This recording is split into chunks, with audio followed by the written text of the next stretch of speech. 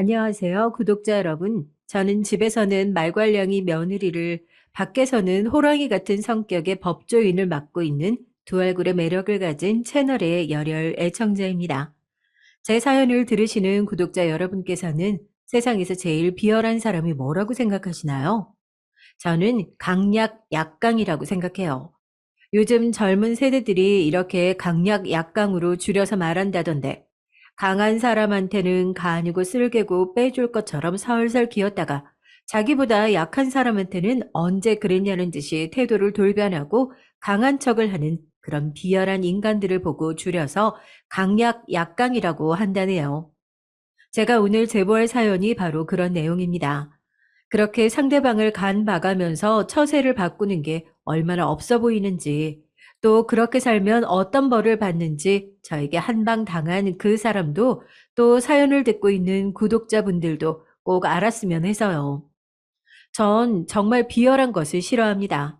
맞아요. 세상에서 제일 싫어하는 게 권력한테 빌붙어서 사는 것들, 상대방의 힘을 봐가면서 차별하는 사람들, 정의롭게 살 수 있음에도 불구하고 단지 편하게 살기 위해 그렇게 살지 않는 사람들이에요.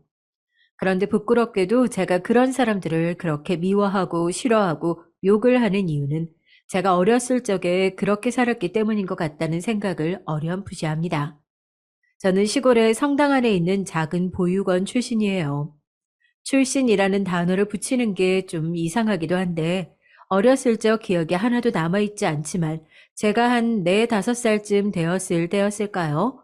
어렴풋이 남아있는 어린 시절의 기억에 부모님이 맛있는 것을 사주겠다면서 제 손을 잡고 차로 한참을 달려 상등성이에 있는 이곳 성당 앞에 멈췄고, 차에서 핸들에 머리를 박고 한참을 울다가 저한테 건강하게 지내야 된다는 말만 남기고 가지 않으려고 버티고 울면서 난리를 치는 저를 떼어놓고 멀리 떠나버린 기억.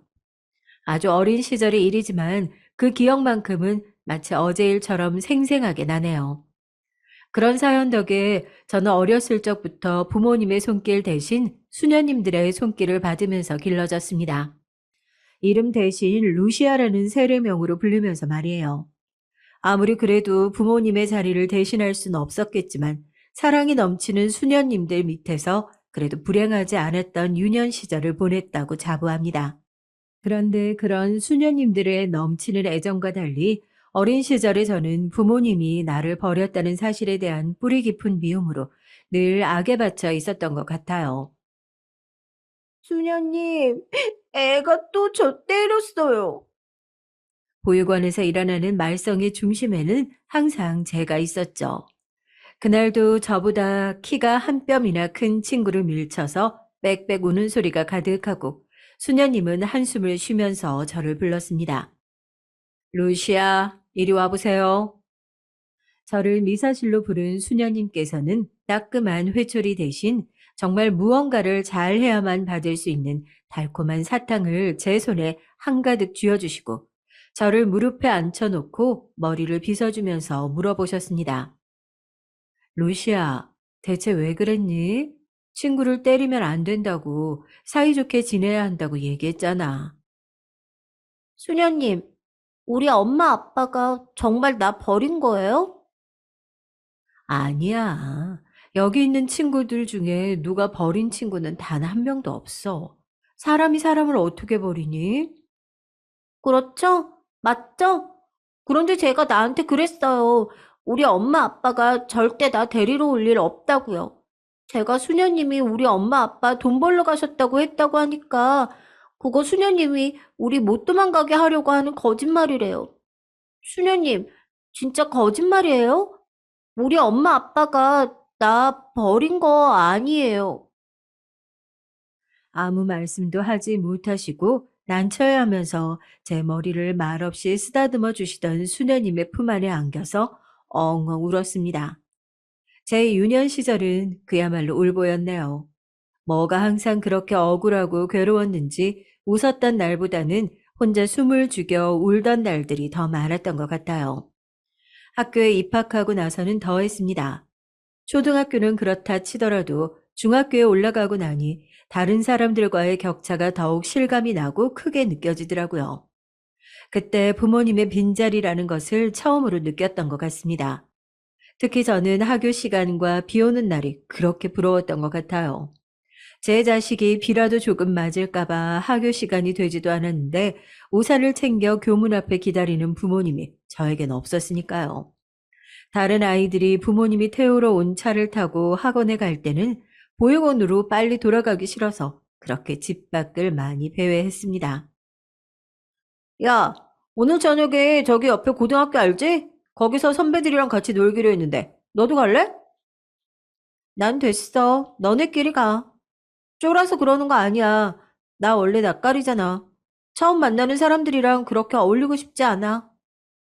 그렇게 학교 밖을 배회하다 보니 저와 비슷한 환경에서 자라온 친구들과 저와 비슷한 처지에 놓인 친구들과 자연스럽게 어울리게 됐어요.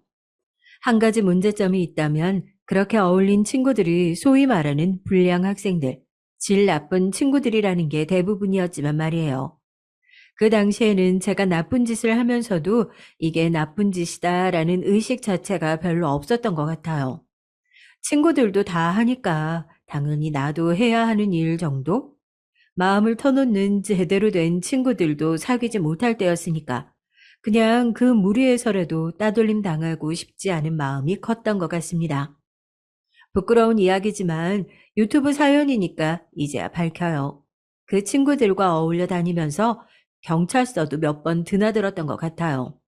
진짜 답 없는 친구들 아시죠? 머릿속으로 그런 학생들의 그림을 그려보시면 딱 제 학창 시절의 초상이 완성되지 않을까 싶네요. 정말 이상하고 웃기는 인연이지만 제가 저희 시아버지를 처음 만난 장소도 바로 경찰서였습니다. 정의감 넘치는 형사와 사고뭉치 불량 학생에서 시아버지와 며느리의 관계가 될 거라고는 정말 아무도 상상하지 못했겠죠. 저와 아버님은 그렇게 특별한 인연으로 시작하게 됐습니다. 저희 아버님은 당시에 비행 청소년들과 애들이 일으킨 사건들을 많이 맡으셨던 정말 정의감 넘치는 형사님이셨습니다. 형사님 하면 대번에 머릿속에 떠오르는 인상 있잖아요. 체격도 건장하고 무서운 인상에 아이들을 모두 휘어잡을 수 있는 험한 성격이요. 그런데 저희 아버님은 전혀 그러지 않으셨어요. 한없이 자애롭고 인자하신 분, 정말 보육원의 수녀님들을 떠올리게 할 정도로 따뜻한 분이셨습니다. 아직도 종종 아버님과 그때 당시 얘기를 하곤 하는데 자기가 언제 그랬냐면서 손살을 치시기도 하시네요. 제가 처음 친구들과 함께 경찰서에 갔던 날이었습니다. 물건을 훔쳐 달아난 친구들 옆에서 멀뚱멀뚱 서 있다가 저까지 몽땅 붙잡히게 됐죠. 제 입장에서는 당연히 친구들이 나쁜 짓을 하는데도 말리지 않고 가만히 있었다는 것만으로도 큰 잘못이라고 생각을 했었으니까요. 옆에서 형사님들이 무섭게 고함을 지르면서 친구들을 조사하고 있을 때도 그냥 묵묵부답으로 앉아만 있었습니다. 넌 신입이냐? 얼굴 처음 보는데? 평소 어울리고 다니면서 사고를 치고 돌아다니던 애들 사이에서 제 얼굴을 처음 보셨는지 픽 웃으시면서 너는 신입이냐? 그러셨어요. 무슨 저런 사람도 형사를 한다고 입을 삐죽 내놓고 아무런 말도 하지 않으니까 아예 제 앞에 자리를 잡고 앉으셔서 이것저것 물어보시더라고요. 신입인 너는 뭐 훔쳤냐? 쟤는 돈을 훔치고, 쟤는 물건 훔치고, 너도 뭐 훔친 게 있을 거 아니야? 저 아무것도 안 훔쳤는데요? 너는 왜 아무것도 안 훔쳤는데 여기 죄인처럼 앉아 있어? 잘못한 게 있어야 경찰서에 오지. 쟤는 나쁜 짓 할 동안 안 말렸잖아요. 원래 패는 놈보다 옆에서 입 다물고 있는 놈이 더 나쁜 놈이랬어요. 그리고 어떻게 의리 없이 얘네 다 잡혀왔는데 저만 쏙 도망가요. 제 대답에 저를 웃기는 녀석이라고 하면서 호탕하게 웃고 아버님은 애들은 자기들이 따끔하게 혼내겠다면서 훈방 조치를 하자고 말씀해 주셨어요. 얼떨결에 경찰서까지 끌려가고 얼떨결에 풀려난 저희가 집에도 들어가지 못하고 경찰서 앞에서 방황하고 있으니까 앞에 나오셔서 담배를 태우시던 아버님이 그랬죠. 너네 왜 집에 안 들어가고 여기 또 뭉쳐 있어? 너네 뭉쳐 있지 마. 뭉쳐 있으면 머리 아픈 일 생기니까. 집 없는데 저 보육원 살아요. 들어가기 싫어서 얘네랑 시간 때우다 들어갈 거예요. 보육원은 니네 집 아니야? 학교에서 그런 건 안 알려주나 보다. 부모님 없어도 내가 마음 편하면 그게 집이야, 임마. 그렇게 저희를 바리바리 데리고 아버님은 국밥집으로 가셨죠. 살면서 어른한테 호의를 많이 받아본 적이 없는 저희가 쭈뼛거리고 있자 직접 밥까지 말아주고 숟가락에 깍두기까지 올려주면서 밥을 먹었죠. 아버님은 늘 그런 식이셨습니다. 말로는 골치 아픈 녀석들이라고 혀를 쳤지만 똑같은 이야기를 했던 다른 어른들과는 분명히 다른 사람이라는 게 느껴졌어요. 아버님의 타박은 항상 따뜻했었으니까요. 그렇게 정신을 못 차리고 불량 학생들과 어울리던 제가 정신을 차리게 된 계기도 바로 저희 시아버님의 사랑 덕분이었습니다. 그날은 좀 특별한 날이었어요. 당시 아버님이 맡고 계셨던 학교 폭력 사건이 있었는데 이게 보통 애들이 치고받고 싸우는 화해하고 그런 단순한 학교 폭력이 아니라 조직 폭력배가 가담해서 고등학생들을 앵벌이 시키고 애들은 어디서 났는지 몰라도 흉기며 둔기며 특수폭행과 절도를 일삼아서 동네가 한동안 시끄러웠던 사건이었죠. 중간책을 잡으면 그 위에서 사건에 가담했던 조직폭력배까지 일괄적으로 잡을 수 있는 사건이어서 얘기를 듣기로는 몇 날 며칠을 잠복하셨다고 그랬습니다.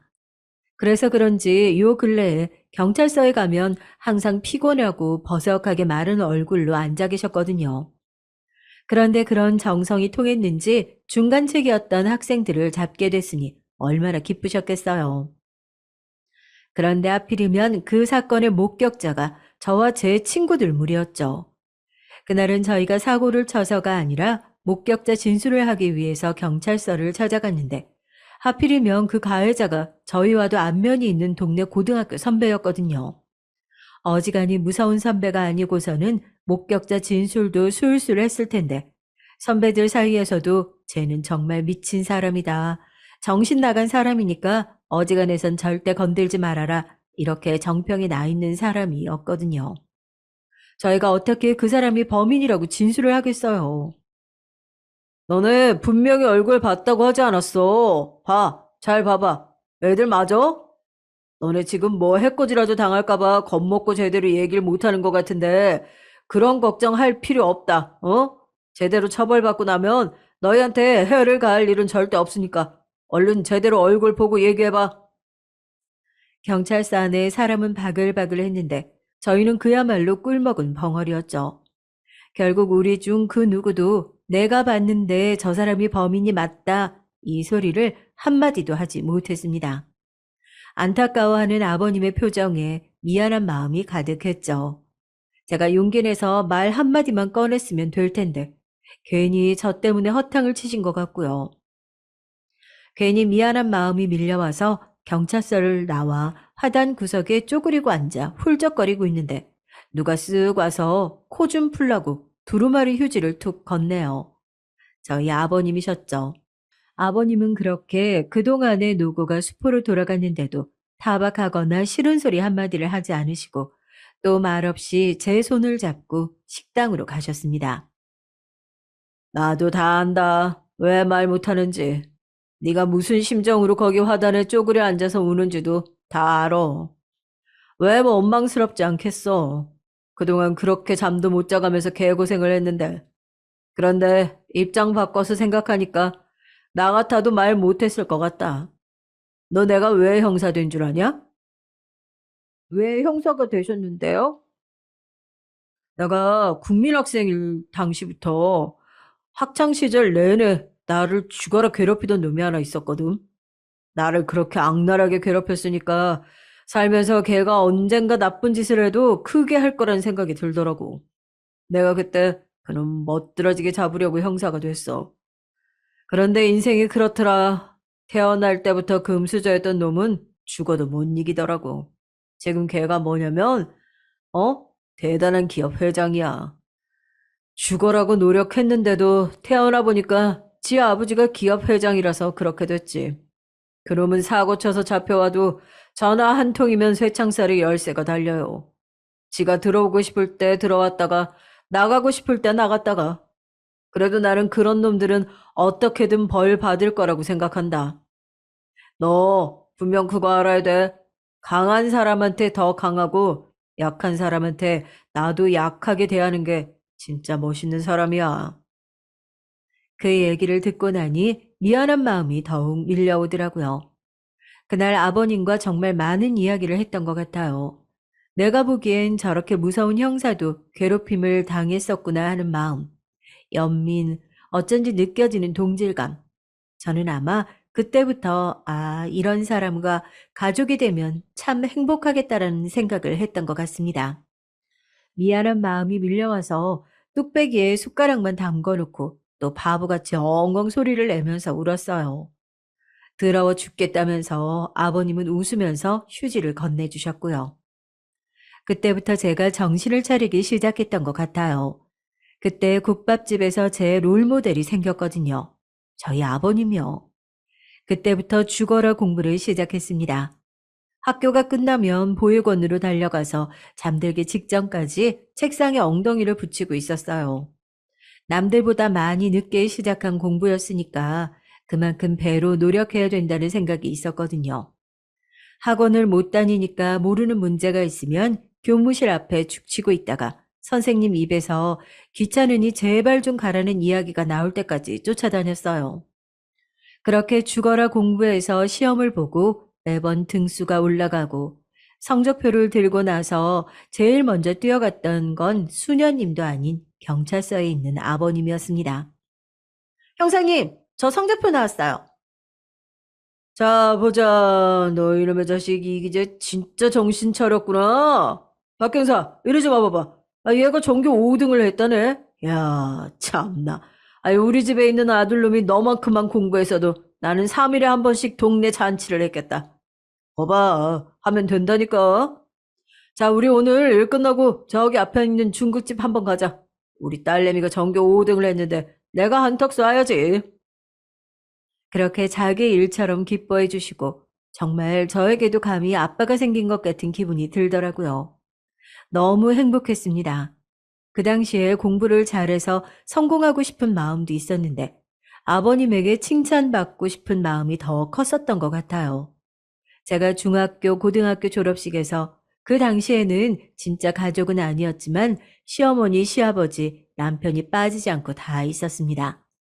그만큼 저를 가족처럼 아껴주셨어요. 제가 아버님께 그런 은혜를 입으면서 살아왔네요. 저희가 진짜 가족이 된 건 제가 고등학교를 수석으로 졸업하고 대학교 입학 당시에도 전액 장학금을 받아 입학하고 로스쿨까지 합격하고 난 이후에요. 워낙 어렸을 때부터 집에도 자주 드나들고 입학식이며 졸업식이며 가족처럼 따라다닌 남편을 저는 거의 친오빠처럼 생각했었거든요. 성인이 되고 힘든 일이 있을 때마다 같이 술잔을 기울이기도 하고 가족처럼 기대다 보니까 생전 느끼지 못했던 감정들이 느껴졌습니다. 가족보다 더 가까운 어떤 그런 사이에서 느껴질 법한 감정이요. 저희 남편도 아마 그랬던 것 같아요. 누가 먼저랄 것도 없이 고백도 없이 그렇게 연인 관계로 발전했습니다. 처음에는 이거 아버님한테 걸리면 크게 혼나겠다 싶어서 시부모님 몰래 연애를 했었거든요. 그런데 촉 좋은 형사 출신 아버님 눈을 어떻게 속이나요? 주말에 집에 가니까 저희 둘을 앉혀놓고 대뜸 그러시는 거예요. 니네 둘이 만나나? 그걸 어떻게? 아버지, 나 이 사람이랑 결혼해야겠어. 헤어지라고 해도 소용없어. 나 이 사람 아니면 결혼 안 해. 옆에서 듣는데 입이 떡 벌어지더라고요. 남편은 졸업해서 일찌감치 반도체 쪽 연구원으로 자리를 잡은 상태였지만 전 로스쿨까지 진학하는 바람에 모아둔 돈 한 푼 없는 학생이었거든요. 저 역시도 결혼을 하면 꼭 이 사람과 결혼을 해야겠다는 생각은 있었지만 쉽게 허락이 떨어지진 않을 거라고 생각했어요. 한숨을 푹 내쉰 아버지가 남편의 등짝을 냅다 때리시더니 그러시더라고요. 너 우리 딸 데려가려면 이 녀석 변호사 판검사까진 다 합격시킬 각오하고 데려가. 그 이야기가 떨어지자마자 무슨 국가대표 축구가 월드컵 4강에 진출한 것처럼 온 가족이 얼싸안고 기뻐했습니다. 그렇게 저희는 가족 같은 사이에서 진정한 가족이 됐어요. 저는 그 뒤로 정말 시댁의 전폭적인 지지를 받아서 시험에 한 방에 합격할 수 있었고, 합격 소식도 가장 먼저 어머님, 아버님께 알렸습니다. 어머님이 그날 얼마나 많이 우셨는지 눈물 없기로 소문난 남편도 그 모습을 보면서 따라올 정도였다니까요. 전 평생의 롤모델이 형사님, 아니, 아버님이에요. 앞으로 변호사 하면서 무슨 일이 있어도 정의의 편에 서겠습니다. 아버님 앞에서 이렇게 맹세해요. 기특해 죽겠다고 저를 끌어안는 아버님을 마주 안아드리면서 정말로 결심했어요. 그런데 형실은 냉혹하더라고요. 변호사가 되고 나서 제 한계와 부족함을 많이 느끼게 됐습니다. 제가 정말 이러려고 변호사가 된 건가 싶을 정도로 답답한 일들이 하나둘씩 생기기 시작하더라고요. 돈을 벌기 위해서 어쩔 때는 가해자 편에 서서 변호를 해줄 수밖에 없는 상황도 있었고, 누군가를 변호하기 위해서 때로는 약한 사람들 편에 서야 하는 변호사의 처지에 회의감을 느꼈죠. 그때쯤이었던 것 같아요. 제가 검사 시험을 본격적으로 준비하고 제 귀에 동창이라는 탈을 뒤집어 쓰고 아버님의 학창 시절에 끔찍한 오점을 남겼던 그 기업 회장 이름이 들려오기 시작한 게요. 귀한 며느리가 큰 사람이 되기 위해서 공부를 하는데 자신이 도와줄 것이 이것밖에 없다면서 매일같이 도시락을 손수 싸주신 어머님. 제가 어쩌다가 민망한 마음에 설거지라도 하고 앞치마를 두르면 어디서 그렇게 빨리 달려 나오셔서는 그러셨어요. 내가 이 귀한 손에 겨우 주방세제 묻히자고 너 뒷바라지 하고 있는 줄 알아? 엄마 아빠가 뒷바라지 해주면 이런 사소한 건 마음에 두지 말고 죽을 각오로 열심히 해야지. 남편은 또 어떻고요? 일과 공부를 병행하는 제가 지치지 않게 아침 저녁으로 자가용 시중을 들었습니다. 그렇게 너나 할 것 없는 가족들의 내조가 있었기에 저는 그 시험에 그렇게 오래 매달리지 않을 수 있었어요. 어머님, 아버님, 여보, 나 합격이래. 아이고, 우리 아가 그동안 얼마나 고생했어. 정말 장하다, 장해. 그동안 정말 고생 많았어. 펑펑 울면서 아파트에 플랜카드라도 걸어야 되는 거 아니냐고 머리를 맞대고 상의하는 가족들 겨우겨우 뜯어 말렸습니다. 동네 창피하게 뭐 그런 걸 하냐고요. 다른 것도 아니고 내가 열심히 사는 것만으로도 가족들을 이렇게 기쁘게 해줄 수 있다는 사실에 매일 감격하고 감사했어요. 제가 그렇게 검사시험 합격에 기뻐하고 있을 당시 아버님의 동창이었던 그 기업 회장은 잊혀질만 하면 뉴스에 이름이 수시로 오르락내리락 하는 어떻게 저렇게 머리를 써서 못된 짓을 다채롭게 할까 싶은 인간 중 하나였습니다. 그 회장부터 시작해서 아들 친인척 관계에 있는 그 카르텔 자체가 제가 변호사일 당시에도 저희 업계에서 유명한 블랙리스트였어요. 돈만 있으면 모든 게 다 해결될 수 있다고 배짱 부리는 사람들 있잖아요. 아버님, 저희 다른 것 좀 보면 안 돼요? 아버님이나 저나 하루 종일 사건 사고만 들여다보고 있는 사람들인데 집에서라도 저희 드라마도 보고 영화 좀 보고 하자고요. 그리고 그 사람과의 아버님과의 관계를 생각하면 정말 부하가 치밀었죠. 그래서 저는 TV 뉴스 속에서 그 사람의 얼굴이 지나갈 때마다 순간순간 굳어지는 아버님의 표정을 보면서 괜시리 아버님의 눈치를 보게 되더라고요. 저놈 TV에 나오는 것 때문에 그러냐? 아무렇지도 않다니까. 아, 난 오히려 고마워. 쟤 아니었으면 내가 형사할 생각이나 했겠냐고. 학창 시절에 저놈한테 얼마나 맞았는지 맷집이 단단해져서 어지간한 범인들 잡을 때 주먹 스치는 건 솜방망이처럼 느껴진다니까. 괜히 옆에서 눈치를 보는 제 모습을 보시면서 그렇게 너스레를 떨기도 하셨죠. 며느리를 넘어 딸 같은 제 입장에서 들었을 땐 속이 더 끓는 이야기였지만 말이에요. 겉으로는 내색할 수 없어서 속으로 이만 부득부득 갈았습니다. 그런데 그러던 중에 그 블랙리스트와 저희 아버님이 지독하게 엮이는 일이 생기고 말았습니다. 어느 날 아버님이 평소 잘 드시지 않는 술에 잔뜩 취해서 귀가하셨더라고요. 저는 직감적으로 느꼈죠. 아, 아버님께서 경찰서에서 무슨 일이 있으셨구나. 그래서 괜히 아버님을 붙잡고 거실로 나왔습니다. 저도 쏙 빼놓고 누구랑 이렇게 술을 많이 드시고 오셨대요? 나 정말 서운하려고 하네. 우리 아버님 술 친구는 영원히 나라고 할 땐 언제고? 저 빼고 이렇게 몽땅 드시고 오셨으니까 앉아서 짠이나 해주세요. 아버님 안주 냄새 하도 많이 묻혀와서 괜히 야밤에 술 땡기니까요. 그렇게 어머님이 깨시지 않게 조용조용 움직여서 술상을 차리고 아버님 앞에 앉아서 소주를 따랐습니다. 좀 웃기죠, 그림이. 며느리가 감히 시아버지랑 대작도 다 하고 술이 몇 잔 들어가고 나니 아버님 얼굴에 있는 시름이 더 깊어지는 느낌이더라고요. 그때를 놓치지 않고 제가 먼저 여쭤봤죠. 우리 아버님 오늘 경찰서에서 또 어떤 거지 같은 놈들 만났길래 이렇게 얼굴이 다 구겨져서 들어오셨대? 어머님이랑 남편한테는 무덤까지 비밀로 할 테니까 말씀해 보세요. 아, 나랏밥 먹는 사람 마음은 나랏밥 먹는 사람이 제일 잘 알지 않겠어요? 그렇게 아버님을 살살 꼬드기니까 아버님이 허탈한 얼굴로 피식피식 웃으시면서 그러시더라고요. 그 기업 회장놈 말이다. 내 동창놈. 내가 내 손으로 그놈 벌 주는 날만 기다리고 있는 사람이잖아.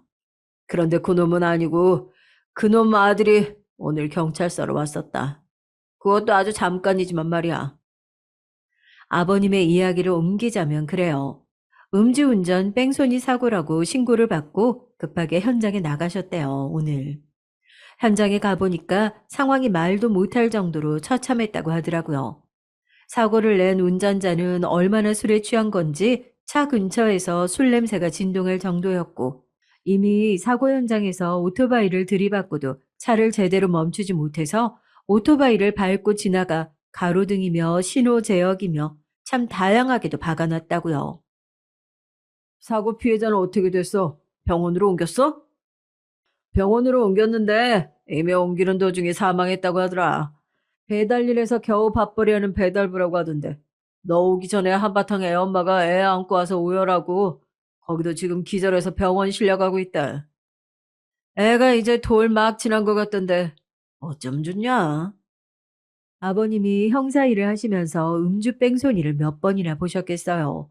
술에 취해서 제대로 몸도 가누지 못하고 사고를 냈다는 사실을 기억하지도 못하는 파렴치한들이 한두 명이 아니었겠죠. 그런데 현장에 나가본 이번 가해자는 술에 취했지만 경찰들이 묻는 말에 또렷하게 대답을 하고 계속 어디론가 전화를 하고 그러더랍니다. 야, 너 내가 누군 줄 알고 지금 뭐 수갑을 채워. 나 혈액 검사도 거부할 거고 나한테 제발 말 좀 시키지 마. 어? 내가 말했지. 내 변호사 올 때까지 한마디도 말 안 할 거고 내 이야기 듣고 싶으면 변호사 통해서 들으라고. 아, 좀 비켜. 진짜 거슬리게. 혈액 검사를 요청하는 경찰들을 밀치고 바닥에 앉아서 목을 주무르면서 피곤해하는 가해자를 보니 기가 차더랍니다. 대체 뭐 하는 놈인지 열이 뻗쳐서 저놈 뒤통수에라도 한 대 쳐야겠다 싶어서 다가가는데 누가 앞을 가로막고 명함을 쓱 내밀더랍니다.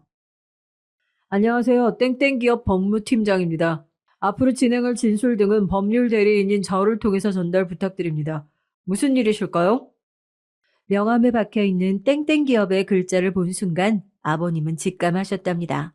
아, 저놈이 그 골프채로 패도 말을 들어먹지 않는다던 그 개차반 막내 아들이구나.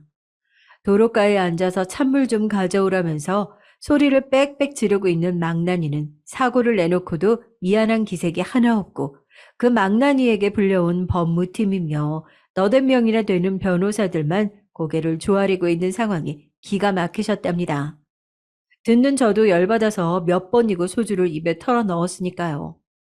그 광경을 실제로 목격하신 아버님은 어떠셨겠어요? 말 안 해도 뻔하죠. 지금 술에 너무 취한 상태니까 우선 경찰서로 가시죠. 야, 너 가서 컨디션 좀 사와라. 여기 술 안 깨서 뭐 말이나 제대로 하겠니? 우리 음주운전에는 짤 없어요. 뭐 술을 마셔서 심신미약이다, 정신불안정이다 이런 거 뉴스에서 많이 보셨을 텐데 지금 보니까 말도 똑바로 하겠다. 정신도 말짱하겠다. 그런 거 주장하려면 준비 많이 하셔야 될 것 같은데. 난동을 부리며 재벌 3세 가해자가 경찰차에 겨우 몸을 구기고 실려가고 아버님은 속으로 오만 가지 경우를 다 생각하셨답니다.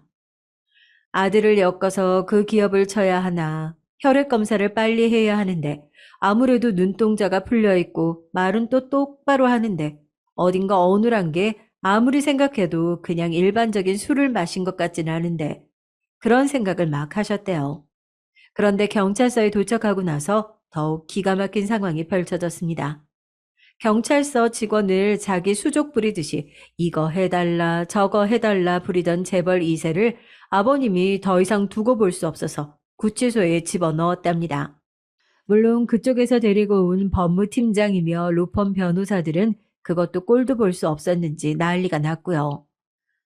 아, 경찰서에서 대체 무슨 난동들이야? 아, 잘못했으면 원래 구치소 들어가는 거 모르는 사람 있어? 아, 제발 시끄럽게 하지 말고 그 바닥 시원하고 딱딱하니까 거기 누워서 잠 좀 깨던가. 야, 너 거기 이름 뭐야? 어? 너 간이 아주 배 밖으로 나왔구나. 야, 여기서 어디 내가 누군지 모르는 사람은 딱 너 하나밖에 없는 것 같은데 나 그렇게 나를 잘 모르는 사람들을 보면 밟아주고 싶어서 배앓이 꼴리는 인간이거든? 구치소가 철문이지 무겁잖아. 근데 이거 니들한테만 무거운 거라고. 나 같은 사람한텐 그냥 이거 자동문이야. 그렇게 음주운전 뺑소니로 붙잡혀 들어온 재벌 3세가 구치소 안에서 폐악질을 부리고 있는 사이에 아버님의 동료 형사 한 분이 한숨을 푹푹 쉬면서 아버님께 전화를 넘겼답니다. 전화가 걸려온 건 경찰서장님이었고요. 야, 너 전화 안 받아서 사람 속 터지게 진짜. 너 대체 지금 누구 건드렸길래 청장님한테 다이렉트로 전화가 오냔 말이야. 너 지금 구치소 문 당장 열어. 안 열면 옷 벗을 줄 알아? 구치소 들어간 지 10분도 안 됐는데 그새를 못 버텨서 청장님한테까지 전화가 갔다고요? 서장님, 이 자식 현장에서 그렇게 비틀거리고 있으면서 자기 발로 경찰서 들어오기 싫어서 동승하고 있던 자기 비서랑 자리 바꾸고 있다 걸렸습니다. 아주 악질인 놈이라고요. 아, 이런 놈 지금 그냥 냅다 풀어주자 그러시는 거예요? 이거 왜 이래 진짜? 너 정의감으로 우리 경찰서 아주 쪽박 낼 일 있어? 네가 오기로 지금 가둬놓는다고 해서 벌 받을 인간도 아니고 구치소에 갇혀서 저놈 저거 기분 나빠질수록 네 위에 밑에 우수수 갈리는 거야. 너 정말 그 꼴 보고 싶어서 지금 나한테 이렇게 대드냐? 대들기를? 그렇게 한참 실랑이가 벌어지고 아버님은 경찰서장의 등살에 못 이겨서 어쩔 수 없이 구치소 문을 열어주셨다네요. 그것뿐만이게요. 법무팀 로펌 변호사들이 불구속으로 조사하겠다고 각서까지 받고 쑥대밭을 만들고 나서야 겨우겨우 경찰서를 나섰다고 합니다. 내가 제일 억울한 게 뭔 줄 알아? 그 와중에 나 옷 벗을 거 걱정해서 경찰서장한테 찍소리도 못하고 그냥 알겠다고 한 거야. 차라리 그놈이 그렇게 난리치고 있을 때 열어줬으면 덜 쪽팔리기라도 하지. 위에서 찍어 눌러서 겨우 문 열어준 사람으로 할 거 아니냐, 걔네들은. 내가 그동안 참 정의롭게 사는 것 같은데 이렇게 쪽팔릴 수가 있나 싶다. 그러면서 생각보다 퇴직이 좀 빠를 수 있겠다고 순식간에 죄가 빤히 있는 놈인데 뻔뻔하게 두 발로 걸어나갔다고 답답해하면서 연거푸 소주를 들이키셨죠. 당시에 저는 주목받는 신입 검사로 막 성장하고 있던 시기였습니다. 그 당시에 제 닉네임이 뭐였는 줄 아세요? 재벌 담당자였어요. 재벌 담당자라고 해서 재벌들 사이에 빌붙어가지고 사바사바하는 그런 검사라는 건 아니고요. 말 그대로 재벌 전용 몽둥이로 윗선들도 저를 쓰셨죠. 재벌들, 재벌 2세 사건을 도맡아 하고 또 걸렸다 하면 선처 없고 자비 없이 기소를 날리는 것으로 유명했었거든요. 처음엔 그거 가지고 직속 라인들한테 깨지기도 엄청 깨졌었는데 시간이 지나니까 자기들도 감당할 수 없을 정도로 묵직한 사건들을 네가 한번 패봐라 하고 넘겨주시더라고요. 정말 내일이 없는 사람처럼 했으니까요. 아버님과 땡땡 기업 회장과의 과거를 알게 되고 또 워낙 개차반으로 유명했던 인간이니까 그때 이후로 내가 검사가 되면 저 회장 한번 제대로 털어봐야겠다고 벼르고 있었습니다. 벼르고 말겠지 했어요, 저도. 그런데 그 기업은 제 마음을 어떻게 그렇게 찰떡같이 알고 있었던 건지 기어이 제가 뒤집어질 기회를 친절하게 먼저 주시더라고요. 사건은 아버님의 동창회 날에 생겼습니다. 오랜만에 반가운 얼굴들 좀 보겠다면서 아침에 양말 색깔까지 저한테 컨펌 받아서 가실 정도로 들떠있던 아버님이 동창 모임에 나간 지 1시간이나 겨우 지났을까? 생각보다 너무 이른 시간에 귀가를 하셨더라고요. 아버님, 왜 이렇게 일찍 들어오셨어요? 다들 나이가 들어서 몸이 영 예전 같지 않은 것 같더라. 부대 낀다고 다들 일찍 들어갔어. 얼굴을 가리고 황급히 방으로 들어가는 아버님의 모습이 아무래도 이상해서 벌떡 일어나 아버님의 어깨를 잡아 세웠죠. 끝까지 힘을 주고 얼굴을 가린 손을 내리지 않으시더라고요. 제가 팔을 확 잡아당기니까 그제서야 아버님 얼굴이 제대로 보이는데 저 정말 억장이 무너지는 줄 알았습니다. 옆에서 보고 있던 남편도 기겁을 했죠. 아버님 눈 두덩이에 누구한테 맞은 건지 시퍼렇게 멍이 들어있는 게 아니겠어요? 아버지, 이게 무슨, 대체 누가 이런 거예요? 아버님, 눈이 진짜, 아니, 밖에서 무슨 일 있으셨던 거예요? 네? 저의 끝없는 추궁에도 아버님은 손사래를 치면서 술을 먹고 넘어진 거라고 하시더라고요. 저희가 아무리 바보라고 그런 거 하나 모르겠어요. 넘어졌으면 손바닥을 다치거나 얼굴이 까지지 누가 저렇게 눈두덩이만 시퍼렇게 멍이 들겠어요. 아무리 생각해도 말도 안 되는 상처를 보면서 계속해서 아버님을 다그치니 그제서야 실토를 하시더라고요. 왜, 지난번에 말했던 내 동창, 땡땡기업 회장한테 한 대 얻어맞았다. 아무래도 자기 아들 음주운전으로 붙잡고 있었던 게 두고두고 생각해도 괘씸했던 모양이지. 내가 그놈한테 더 이상 당하고 살고 싶지 않아서 꾸역꾸역 형사까지 된 건데 아직까지 변한 게 없구나. 니네가 봐도 내 모습이 너무 우습고 창피하지. 그렇게 말씀하시면서 얼마나 속상하셨는지 눈물까지 훔치시더라고요. 아버님, 아버님은 누가 뭐래도 저희 가족의 자랑스러운 가장이에요. 저 아버님 없었으면 그냥 동네에서 그런저런 양아치들이랑 어울려서 여기까지 오지도 못했을 거예요. 제가 매일같이 아버님 제 롤모델이라고 그렇게 노래를 부르고 다니는데도 아직도 그렇게 본인한테 자신감이 없으신 거예요? 당장 그 회장을 찾아가서 한판 하겠다면서 가만히 있을 때가 아니라고 분에 찬 남편 손을 꼭 잡으면서 그랬습니다. 이제 됐다고. 제가 다 알아서 하겠다고요. 살면서 한 번도 느껴본 적 없는 화가 치밀어 오르더라고요. 절치부심이라고 하죠. 분해서 이를 갈고 속을 썩히면서 저는 복수를 준비했습니다. 다음 날부터 땡땡 기업을 털기 위한 칼을 빼들었죠. 변호사 시험, 검사 시험을 준비할 때보다 더 치열하게 그 기업의 뒷조사를 했던 것 같아요. 아주 간단한 재무제표부터 시작해서 그 기업과 협력 관계에 있는 기업부터 계열사들까지 조금씩 숨통을 조였습니다. 아이고, 이러다 사람 잡아, 세상에 너 지금 코피 난다. 아버지 억울한 건 억울한 거고, 아버지 억울한 거 풀자고, 이렇게 무리해서 어쩌려고 그래. 어머님, 저 검사예요. 저희 가족들 건드리면 가만히 있으면 그 검사 호구인 줄 알고 사람들이 냅다 덤빌걸요? 저 지금 아버님 억울함 풀어드리려고 이러는 거 아니에요. 감히 누구 가족을 건드렸는지 제대로 보여주려고 하는 거지. 그렇게 한 달을 낮밤할 거 없이 죽어라 그 기업 하나 털어보겠다고 버텼습니다. 제가 여기저기 들쑤시고 다니는 게 어디까지 소문이 났는지 그 사이에 웃지 못할 해프닝도 있었네요. 평소에 말 한마디도 섞지 않는 동료 검사가 대뜸 저를 부르더라고요. 오늘 저녁에 바빠? 왜? 아무리 안 바빠도 너한테 내줄 시간은 없으니까 비켜. 아이, 동기끼리 왜 이렇게 빡빡하게 구는 거야? 내가 우리 검사님 앞으로 검사 인생 탄탁한 대로 쫙 뽑아주려고 진짜 모시기 힘든 분 모셨어. 너 대신에 이번에 제대로 물어서 스타 검사 되면 절대 나 잊으면 안 된다. 어? 하도 입을 털길래 딱 눈치를 챘죠. 아, 땡땡 기업 쪽 사람이구나 하고요.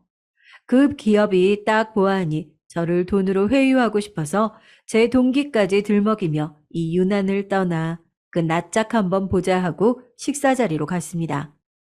정말 예상을 벗어나지 않는 사람들이더라고요. 동료 검사가 난리를 치면서 불렀던 약속 장소에 동료 검사와 제가 얼마 전에 신나게 털고 다녔던 계열사 사모님이 있었습니다. 검사님, 만나서 반가워요. 나 정말 이야기 많이 들었는데 실제로 뵙긴 처음인 것 같네요. 요즘 신나게 칼춤 추고 다니신다는 소문 익히 들었어요. 아우, 사모님 뭐 이렇게 멀리까지 나오셨어요. 그냥 직원들 시켜서 금송아지 몇 개, 금두꺼비 몇 개 보내시면 되지. 결국 저 그거 주시려고 부르신 거 아니에요? 듣던 대로 앞뒤 구분 못하는 천둥벌거숭이가 따로 없네. 이런 검사 동료를 두면 참 머리 아픈데, 그치? 그래도 지금에서야 내가 아쉬울 입장이니까 나도 자리 지키고 한번 참아볼게요. 그런데 검사님, 그런 말이 있어요. 칼춤 추고 다니는 건 좋은데, 그렇게 앞뒤 안 가리고 휘두르고 다니다가는 내 목만 날아가는 게 아니에요. 검사님 주변에 있는 사람들, 검사님이랑 제일 가까운 사람들, 팔다리 다 잘려나가는 거예요. 눈 하나 깜짝하지 않고 웃으면서 제 주변에 두는 수족들을 날려버리겠다는 협박성 멘트를 하더라고요. 저한테 감히요. 순간적으로 감정을 제어할 수 없을 정도로 화가 확 치밀어 오르더라고요. 팽팽한 기싸움 속에서 동료 검사는 저희에게 제대로 말도 붙이지 못하고 우물쭈물하고 있고 사모님은 웃으면서 제 잔에 술을 채워주시더라고요. 제가 어떻게 했을 것 같으세요? 저 역시 똑같이 웃으면서 사모님 잔을 채워드렸습니다. 이게 지금 무슨... 야, 너 미쳤어? 물론 사모님의 손등을 다 적실 정도로 콸콸 술을 들이부었던 게 사모님의 기분을 좀 상하게 한 것 같지만 말이에요.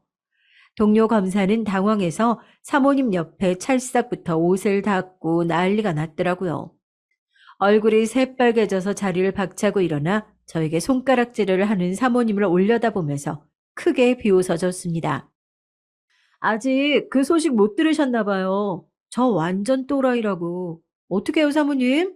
오늘 만나기로 한 선택 완전 잘못되신 것 같은데.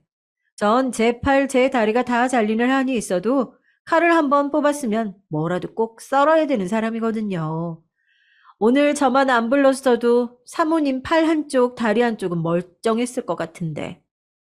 아무런 반박도 하지 못하고 자리에 서서 수치심에 부들부들 몸을 떠는 사모님과 어떻게든 비율을 맞추려고 애를 쓰는 동료 검사에게도 시원하게 한마디 해줬습니다. 너는 지검장 되기는 글러먹었다.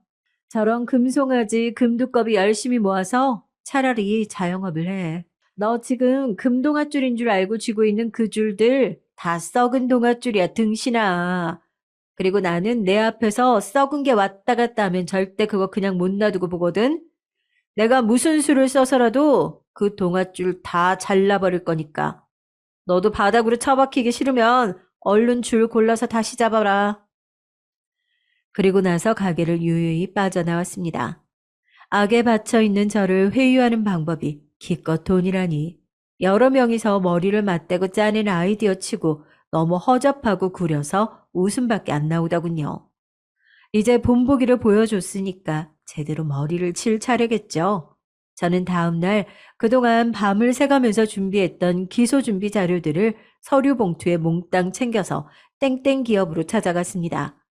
이제 망하고 새로 개업을 해야 할 일이 있을지도 모르니까 땡땡 기업 앞에 있는 꽃집에 들려 꽤나 비싼 난도 하나 구입했죠. 이건 뭐 선물을 너무 거창하게 해서 법에 걸리는 거 아닌가 모르겠네. 화려한 난 화분을 한 품에 안고 로비로 들어가니 방문자를 관리하는 직원이 어딜 찾아오셨냐고 묻더라고요. 저기 여기 회장님 좀 만나러 뵈러 왔는데요. 아, 혹시 저희 회장님과 선약이라도 있으신 걸까요? 그리고 나서 급하게 일정표를 들춰보더라고요. 저는 대답 대신 웃으면서 주머니에 있는 것 좀 꺼내달라고 부탁을 했어요. 난을 안고 있느라 주머니에 손을 못 넣겠다면서요. 회사 직원은 대체 뭔가 싶은 얼굴로 제 주머니에 있는 검사증을 꺼내더니 사색이 되어 어디론가 급히 전화를 하더라고요.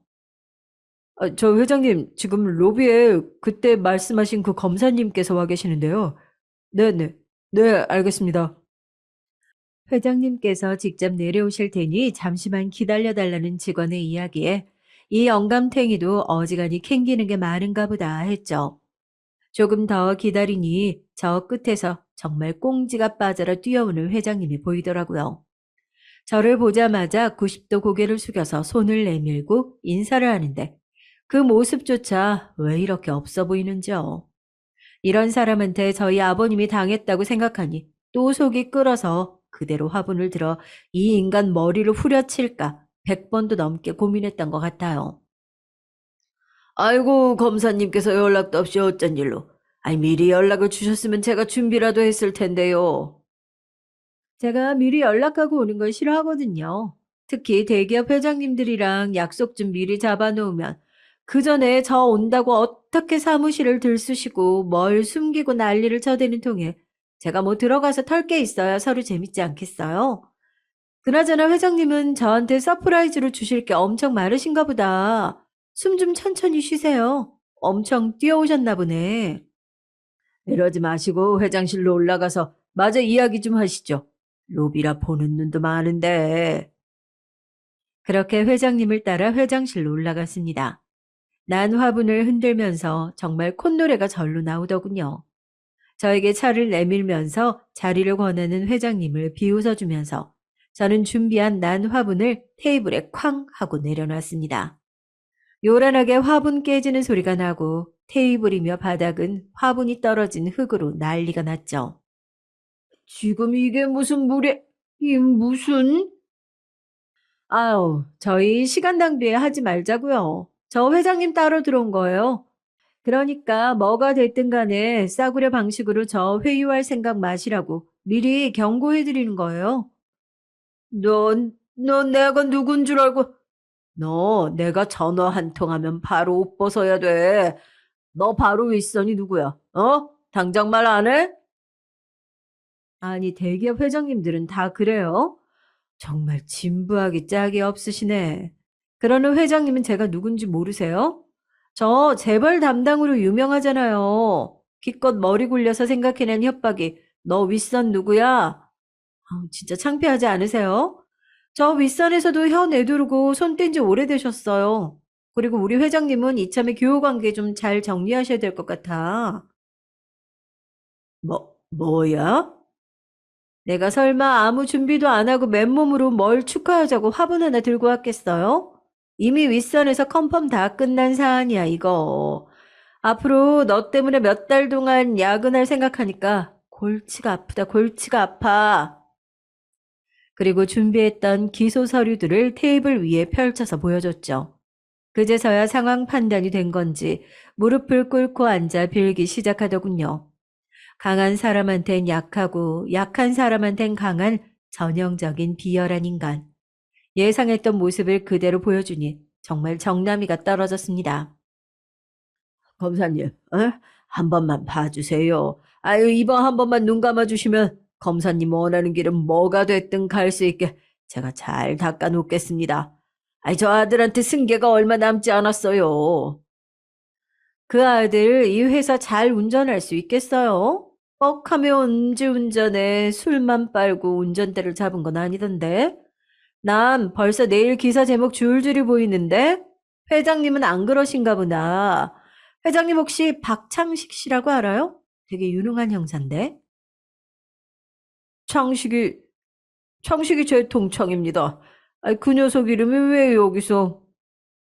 저는 제 다리를 붙들고 벌벌 떨고 있는 회장의 멱살을 잡아 그대로 눈에다 주먹을 내리 꽂았어요. 자기 눈 두덩이를 부여잡고 바닥을 대굴대굴 구르고 있는 회장님에게 마지막 인사를 남겨줬죠. 내가 그 집 며느리거든. 너 우리 아버님 잘못 건드렸다고. 이건 꼭 돌려줘야 할 것 같아서 양심 있으면 고소는 말고, 어? 그리고선 유유히 회장실을 빠져나왔습니다. 집으로 돌아가는 길에 삼겹살을 4근이나 사서 오랜만에 아버님, 어머님, 남편과 함께 삼겹살 파티를 했어요. 쌈을 싸서 아버님 입에 넣어드리는데 저한테 그러시더라고요. 오늘 땡땡 기업 다녀왔냐고. 안 봐도 알겠더라. 내 번호는 어떻게 알았는지 오늘 하루 종일 회장부터 시작해서 말단 직원까지 전화기에 불나는 통에 지금 꺼뒀어. 안 봐도 뻔하지 누구 작품인지. 아우, 제가 한 대 좀 패줬어요. 아무리 생각해도 열받잖아요. 검사가 뭐 법원에서만 싸우라는 법이라도 있어요? 아이고, 내가 널 어떻게 말리니? 앞으로 털어야 될 게 한가득 남아서 어떻게 이걸 다 처리하나 막막하기도 한데, 그럴 때마다 아직 아버님 눈두덩이에 멍자국을 보면서 다시 기운을 차립니다. 그래도 아버님한테 제대로 된 복수를 한 것 같아 뿌듯하더라고요. 저 잘한 거 맞죠? 대한민국 검사가 정의 구현 좀 하겠다고 주먹질한 걸 제가 어디 가서 자랑할까 싶어 이렇게 사연으로 남아 제 통쾌함을 전합니다. 그리고 제 사연을 듣고 계신 선생님들께서도 착하게 살자고요. 내가 지은 죄는 언젠가 다시 나에게 돌아오니까요. 안녕하세요. 홀로 아들들을 키워 이제 막 장가보낸 60대 여자입니다. 제 아들은 변호사이고 며느리는 초등학교 선생님이에요. 이 이야기까지만 들으면 다들 부러워할 만하겠죠. 그런데 믿으실지 모르겠지만 제 인생은 막장 드라마보다 더한 막장의 연속이었습니다. 언제나 달콤하게 시작해서 끝은 매섭게 짝이 없었죠. 먼저 제 며느리와의 만남은 처음부터 좀 특별했어요. 제가 일하던 식당에 혼자 웬 여자 손님들이 들어왔는데 주문도 안 하고 제 얼굴을 빤히 바라보다가 제가 말을 걸자 갑자기 급하게 일어나서는 다음에 다시 오겠다고 돌아가더라고요. 아주 잠깐 마주친 거긴 했지만 아가씨 얼굴이 워낙 하얗고 예쁘장하게 생겨서 저는 오래도록 기억에 남아 있었습니다. 그렇게 몇 년이 흘렀나요? 아들이 여자친구를 집에 데리고 왔는데 글쎄 식당에서 봤던 바로 그 아가씨를 데리고 왔더라고요. 저는 너무 신기해서 내가 당시에 일하던 식당 위치와 이름을 대며 가게에 온 적이 있지 않았냐 물었더니 아가씨는 오래돼서 기억이 안 난다고 하더라고요. 물론 시일이 꽤 됐으니 그럴 수도 있었죠. 하지만 저는 워낙 인상이 남아서 분명하게 기억하고 있었습니다. 우리가 이렇게 인연이 되려고 그랬나 봐요. 그날 내가 있던 식당에 웬 아가씨가 들어왔는데 너무 예쁘고 분위기 있어 보여서 내가 인상에 남았거든. 아휴, 정말 신기하네. 제가 어머니 안목을 닮았나 봐요. 사람 보는 눈이 똑같네. 저도 소연이 보자마자 한눈에 반했거든요. 저는 아무래도 제 아들과 여자친구가 인연이다 싶어 감회가 새로웠습니다. 그리고 무엇보다 제 아들이 여자친구를 바라보는 눈빛에서 아주 꿀이 뚝뚝 떨어지더라고요. 아들이 행복해하는 모습을 보니 저도 마음이 뭉클하고 너무 좋았습니다. 특히나 제 아들에게 가족이 되어줄 여자가 생겼다는 게 다행이라고 생각했어요. 제 아들은 박복한 제 인생 때문에 평생 외롭게 자랐거든요. 저는 어릴 때 부모에게 버려져 할머니의 손에 키워졌어요. 그마저도 제가 15살이 되던 해에 할머니께서 돌아가시는 바람에 혼자가 됐죠. 저는 어릴 때부터 워낙 사랑이 고프고 가족의 품이 그리웠던 탓인지 어릴 때부터 한 동네에서 오빠 동생 하며 지냈던 남자와 20살이 되자마자 결혼식도 올리지 못하고 함께 살림부터 차리고 살았습니다. 그때 아들이 생겼죠. 아이 아빠도 어릴 때 부모님이 돌아가셔서 고모 손에 자란 사람이었습니다. 그래서 저희 둘은 가진 게 없어도 세상을 꾸리고 성실히 살다 보면 자연스레 돈도 따라오고 화목하게 살 수 있을 거라 기대했어요. 그런데 부모 복이 없는 년은 남편 복도 없는 것인지 아이 아빠가 아이 100일도 되기 전에 사고로 죽었습니다. 아이도 생겼으니 공장보다는 좀 더 일당을 많이 준다는 아파트 공사장으로 일하러 나갔는데 나간 지 한 달도 되지 않아 사고가 나버렸죠. 이상하게도 제게는 그때의 기억이 거의 없어요. 작디 작은 아들을 품에 안고 하루 종일 방에 처박혀서 울기만 했던 기억 말고는 모든 기억이 다 흐릿했습니다. 그때 제 나이가 고작 23이었으니까요. 제가 정신이 나가서 울고만 있었는데 품에 안겨있던 아기가 입을 오물거리면서 젖을 찼더군요. 그러고 보니 몇 시간을 아이 젖도 안 물리고 기저귀도 안 갈아주고 있었던 거예요. 그런데도 아이는 한 번을 울지 않고 얌전하게 제 품에 안겨 있었습니다. 그 순간 정신이 번쩍 들더라고요. 그리고 저는 아이 젖을 물리고 머릿속으로 수만 가지 생각을 했어요. 앞으로 어떻게 살아야 할지 말이죠. 그러고는 곧바로 움직였습니다. 아파트 시공사에서 준 남편 보험금을 받아 이곳저곳 발품을 팔아 식당 자리를 찾아다녔어요. 그래도 남편과 살던 월세집까지 빼고 나니 근처 공사장에 작은 식당 자리가 하나 눈에 띄더라고요. 보통 흔히들 말하는 한밭집이었죠. 그렇게 저는 그 자리에서만 5년을 넘게 식당을 했습니다. 20대의 새파랗게 젊은 과부가 남자들만 득실거리고 먼지 풀풀 날리는 공사판에서 갓난 아기까지 데리고 혼자 장사를 했으니 물론 말도 못하게 별의별 일이 많았습니다.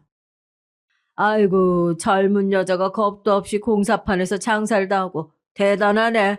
하긴 그 배 보니까 애비 없이 자식도 숨풍 나왔겠지만. 아유, 무슨 그런 말을 해. 근데 아기 엄마, 그 혼자 밤에 무섭지 않아? 내가 와서 보초라도 좀 서줄까?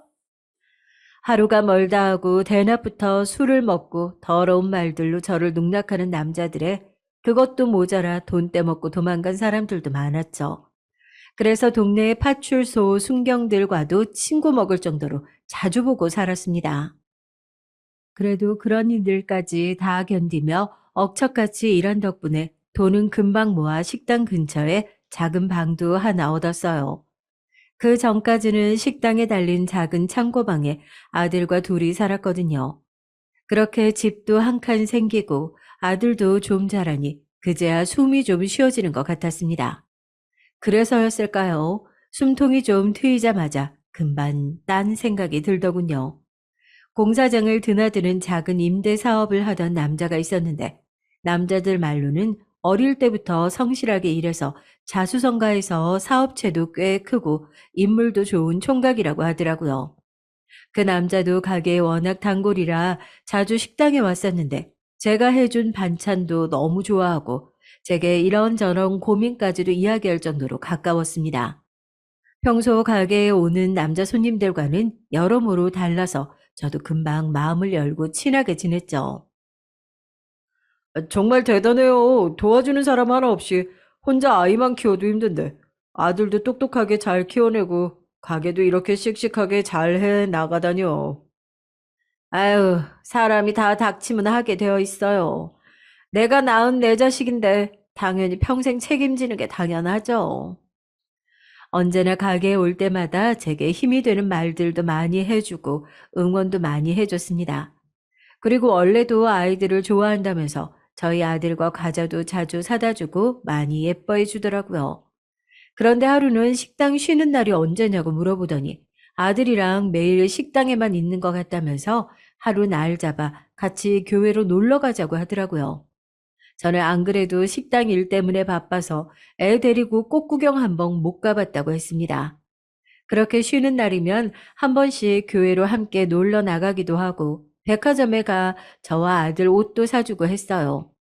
저는 한편으로는 멀끔한 총각이 뭐가 모자라서 저 같은 사람에게 이렇게 잘해주겠나 싶은 마음에 애써 기대하지 않으려고 했습니다. 하지만 함께하는 시간이 많아질수록 자꾸만 마음이 가고 혹시나 하는 마음이 자꾸만 생겼어요. 그런데 남자도 저와 같은 마음이었다고 고백을 하더라고요. 난 당신 아들이랑 함께 있으면 진짜 가족이 생긴 것 같고 마음이 너무 편해. 내가 당신에 비하면 많이 부족한 사람이지만 당신 아들의 좋은 아버지가 되어주고 싶어. 이보다 더 훌륭한 고백이 어디 있을까요? 저는 제 인생에도 이제 봄날이 오나 싶었습니다. 남자는 저와 함께 지내고 싶다면서 식당 근처에 남자가 가지고 있던 아파트에서 셋이 함께 살자고 했어요. 총각인데다 돈까지 많은 남자가 저처럼 아무것도 없고 아들까지 딸린 여자가 뭐가 좋을까 싶었지만 그래도 지금까지 지켜봐온 세월이 있었으니 이 남자를 한번 믿어보자 싶었습니다. 그런데 남자는 정말 저와 아들에게 잘했어요. 그렇게 세월이 지나 우리가 가족이 된 지도 3년 가까이 됐죠. 저는 여전히 가게를 하고 있었고 남편은 여기저기 지방으로 외국으로 출장을 다니느라 한 달에 절반 정도 집에 들어왔지만 저희는 그래도 화목하게 잘 지내고 있었습니다. 그런데 제가 전생에 도대체 뭘 얼마나 잘못한 걸까요? 왜 항상 제게만 이런 일들이 생기는 건지 모르겠습니다. 역시나 제 행복을 또 오래가지 못했어요. 아들이 입학을 할 때가 돼서 입학 통지서가 집으로 왔는데 이상하게도 보호자 이름이 여전히 제 이름으로 되어 있더라고요. 아들의 성도 아직 전 남편의 성이었고요. 분명히 지금 남편이 구청에 가서 혼인신고도 했고 아들도 자신의 호적에 입적시켰다고 했는데 이상한 일이었습니다. 저는 뭔가 착오가 있는 것 같아서 곧바로 동사무소에 가서 등본과 가족관계 증명서를 냈어요. 그런데 믿을 수 없는 일이 벌어지고 있더라고요. 서류상은 예전 그대로였습니다. 제 등본엔 아들과 저 둘뿐이었어요. 남편의 이름은 어디에도 없었습니다. 저는 남편의 등본을 떼고 싶어도 가족이 아니니 확인조차 할 수가 없었어요. 저는 너무 혼란스러웠습니다. 그래서 곧바로 남편 사무실로 전화를 걸었어요. 어떻게 된 일인지 지금 당장 알아야 했으니까요. 여보, 내가 지금은 일 때문에 너무 바쁘니까 이따 집으로 가서 다 설명할게. 그냥 전화로 얘기해도 되잖아. 아이, 등본에 내가 당신하고 왜 가족이 아닌 거로 나오냐니까? 왜 아직도 나랑 아들 둘뿐이냐고.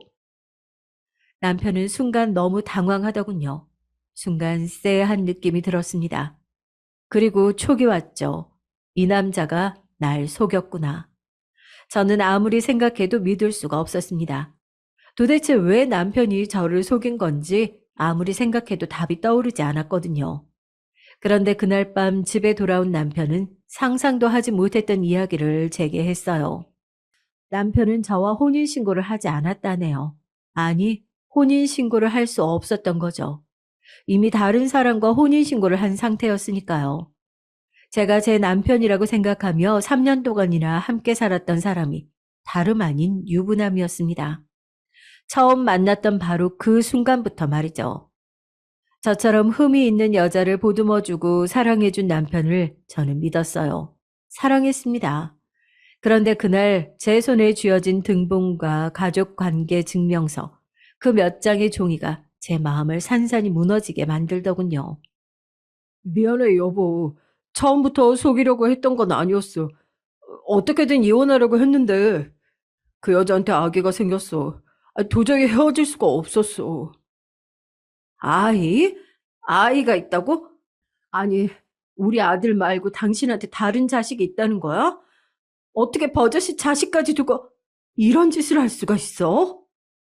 세상에 어떻게 이런 일이 있을 수 있을까요? 남편은 심지어 제게 고아라고 말했는데 알고 보니 멀쩡히 부모님이 살아계셨고 부모님이 정해준 여자와 저를 만나기 1년 전에 정략 결혼을 했다네요. 결혼하고도 아내와는 정이 생기질 않았고 심지어 아내가 우울증까지 심해 매일매일 외롭게 버티며 살던 중 저를 만났다네요. 제가 해준 밥 그리고 제 말 한마디 한마디가 모두 다 자신에게 위로가 되었대요. 그래서 결혼은 그 여자와 했어도 사랑한 건 저랍니다. 저는 더는 남편의 말을 들어줄 수가 없었어요. 완전 개소리였으니까요. 말도 안 돼. 분명 당신 거래처 사람들도 다 당신 총각이라고 했어. 혼자 자수성가했다고 얼마나 칭찬을 했는데. 어쩔 수 없었어. 장인어른, 그러니까 그 여자 아버지가 여기 아파트 시공사 대표야. 자기 사위가 임대사업까지 한다고 하면 현장에서 반발도 많고 일하는데 불편할 수 있다고 내가 사위인 걸 아무한테도 얘기 안 한 거야. 그래서 그냥 총각이라고 말한 거고. 하, 그러니까 아예 작정하고 날 속인 거네? 작정하고 그럴 생각은 절대 아니었어. 어떻게든 이혼하려고 했지. 그런데 갑자기 아기가 생겨서 장인어른이 알면 아마 날 죽이려고 하실 거야. 아이는 몇 살이야? 아들이야? 딸 하나 있어. 이제 2살이야. 아니, 그런데 당신도 알잖아. 내가 우리 아들을 얼마나 사랑하는지. 내가 어떻게든 하루빨리 정리할게. 그러니까 조금만 기다려줘. 어? 제가 알던 인간이 아니었습니다. 완전 다른 인간이었어요. 지금까지 저를 속이고 제 아들을 속이고 얼굴도 이름도 모르는 저 남자의 아내와 딸아이까지 속인 것이었죠. 저는 정말이지 무서웠습니다. 제가 행복하다고 착각하며 살았던 3년 동안 사실은 한 가정을 무너뜨리고 있었던 거예요. 아무리 제가 몰랐다고는 해도 현실은 서류상 진짜 부인은 그 여자였고 저는 그냥 동거녀도 아닌 내연녀였으니까요. 저는 모든 걸 다 알아버렸으니 한순간도 그 집에서 살 수가 없었습니다.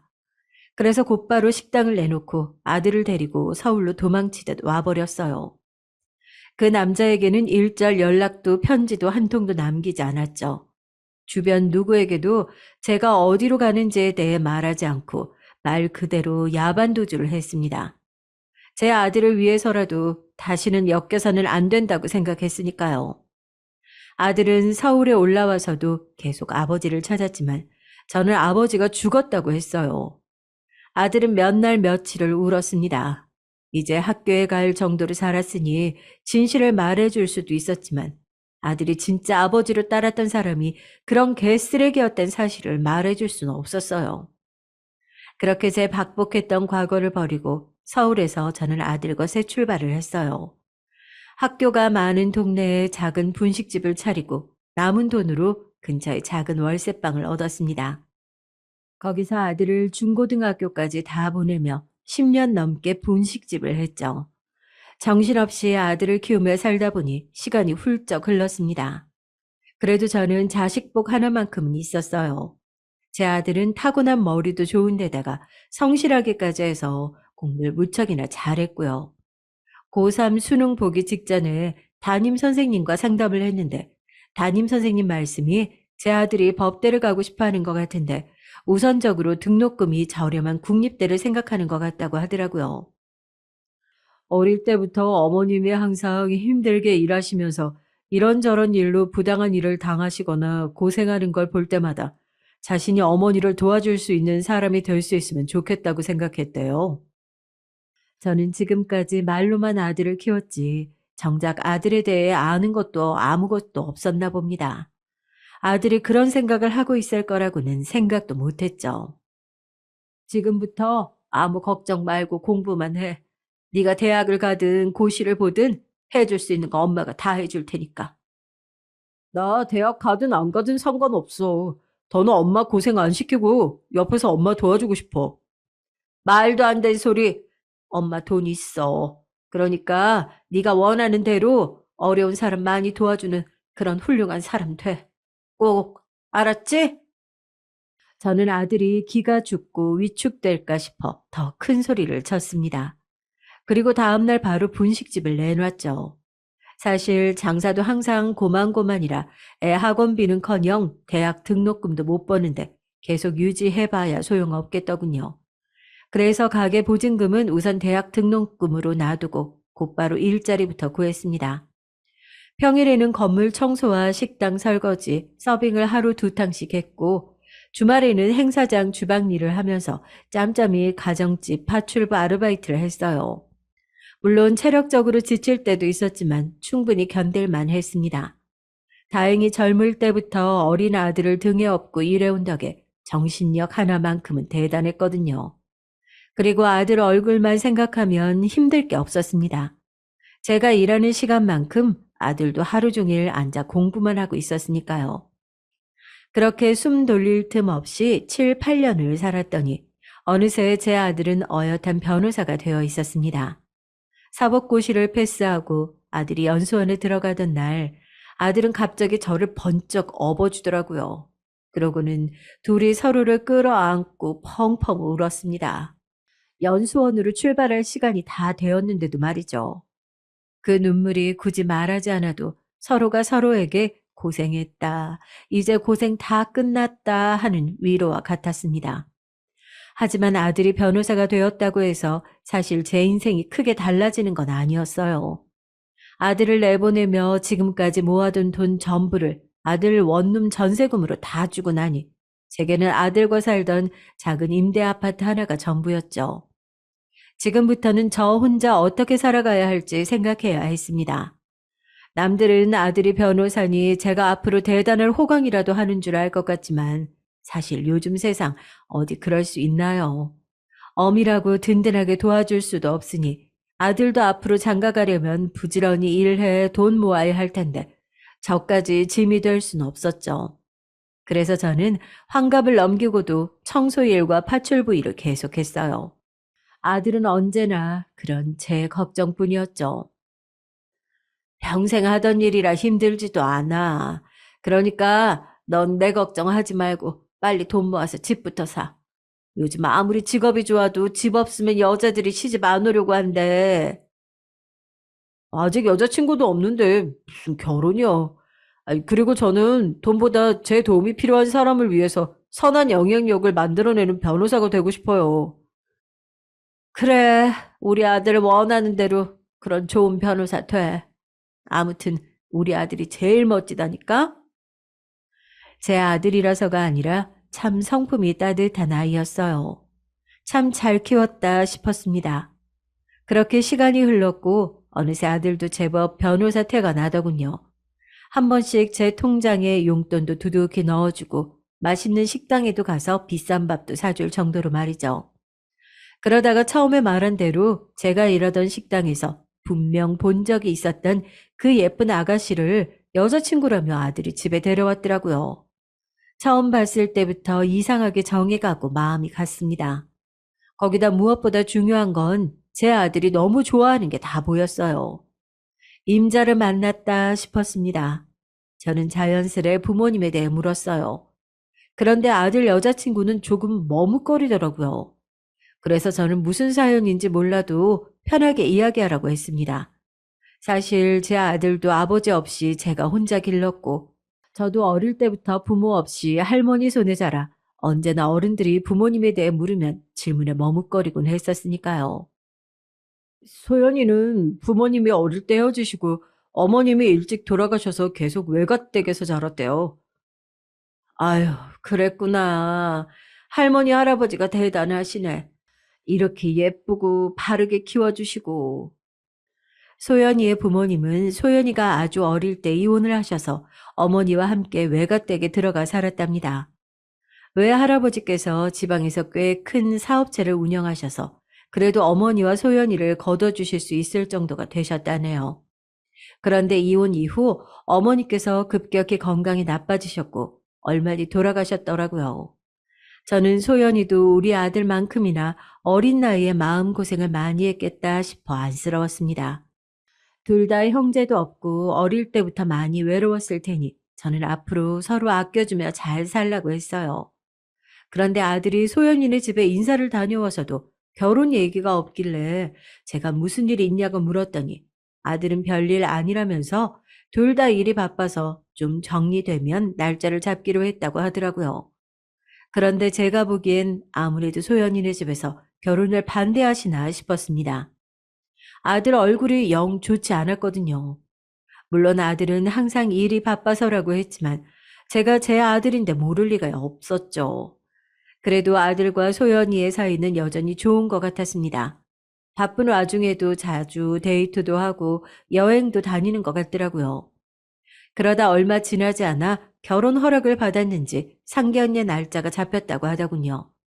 저는 아무래도 제가 해줄 수 있는 게 많지 않아 사실 부담은 있었어요. 그런데 상견례 자리에서 소연이 외조부의 말씀에 더 주눅이 들었습니다. 변호사라길래 기대를 좀 했는데 요즘은 귀한 개천에서 용난 케이스더군요. 어머님이 아들 뒷바라지하느라 아주 고생이 많았겠어요. 지방에서 꽤 잘 나가는 분이라는 얘기는 들었지만 말 하나하나에 다 뼈가 박혀 있는 것 같았습니다.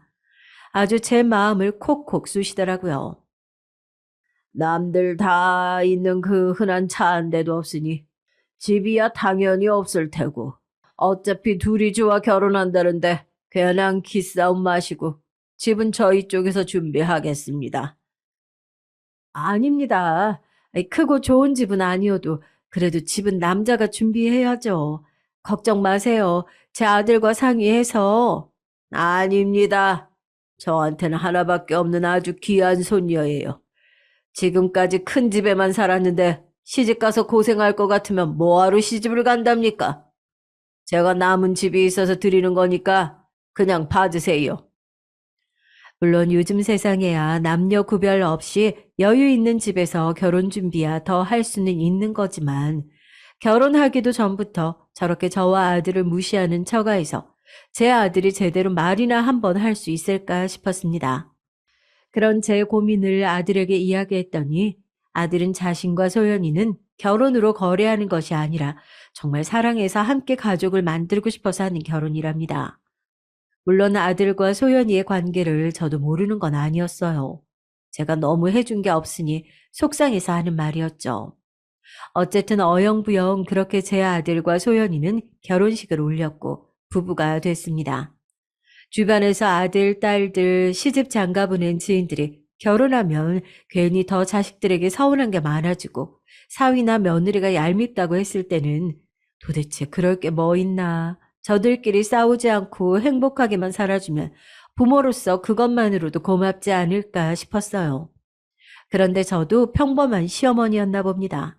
막상 아들이 장가 가고 나니까 그전에도 각자 따로 살았던 것은 똑같은데 왠지 더 아들이 제게 전화도 안 하는 것 같고 관심도 없는 것 같아 서운한 감정이 생기더라고요. 주말인데 오늘도 일하니? 시간 괜찮으면 저녁 때 잠깐 들릴래? 내가 너 좋아하는 반찬들 좀 해놨는데. 아니요, 회사는 아니고요. 오늘 할아버님 회사에 일이 좀 생겨서 잠깐 소연이 외가댁에 와 있어요. 오늘은 못 갈 것 같아요. 아니, 지난주에 전화했을 때도 외가댁이라고 하지 않았어? 아니, 혹시 어른들께 무슨 일 있는 건 아니지? 어머니가 걱정하실 일은 아니고요. 회사 일이죠, 뭐. 제가 지금은 좀 바빠서 반찬은 다음에 가지러 갈게요. 아들, 며느리 둘 다 평일에는 출근하느라 바쁘니 주말에나 잠깐 얼굴이라도 볼 수 있을까 싶어 전화하면 언제나 아들은 소연이네 외가댁에 가 있는 것 같았습니다. 제가 사실 걱정했던 부분이 이런 것들이었어요. 워낙 소연이네 외가댁에서 경제적으로 도움을 받는 것이 많다 보니 이런저런 일로 끌려다닐 일이 많겠다 싶었죠.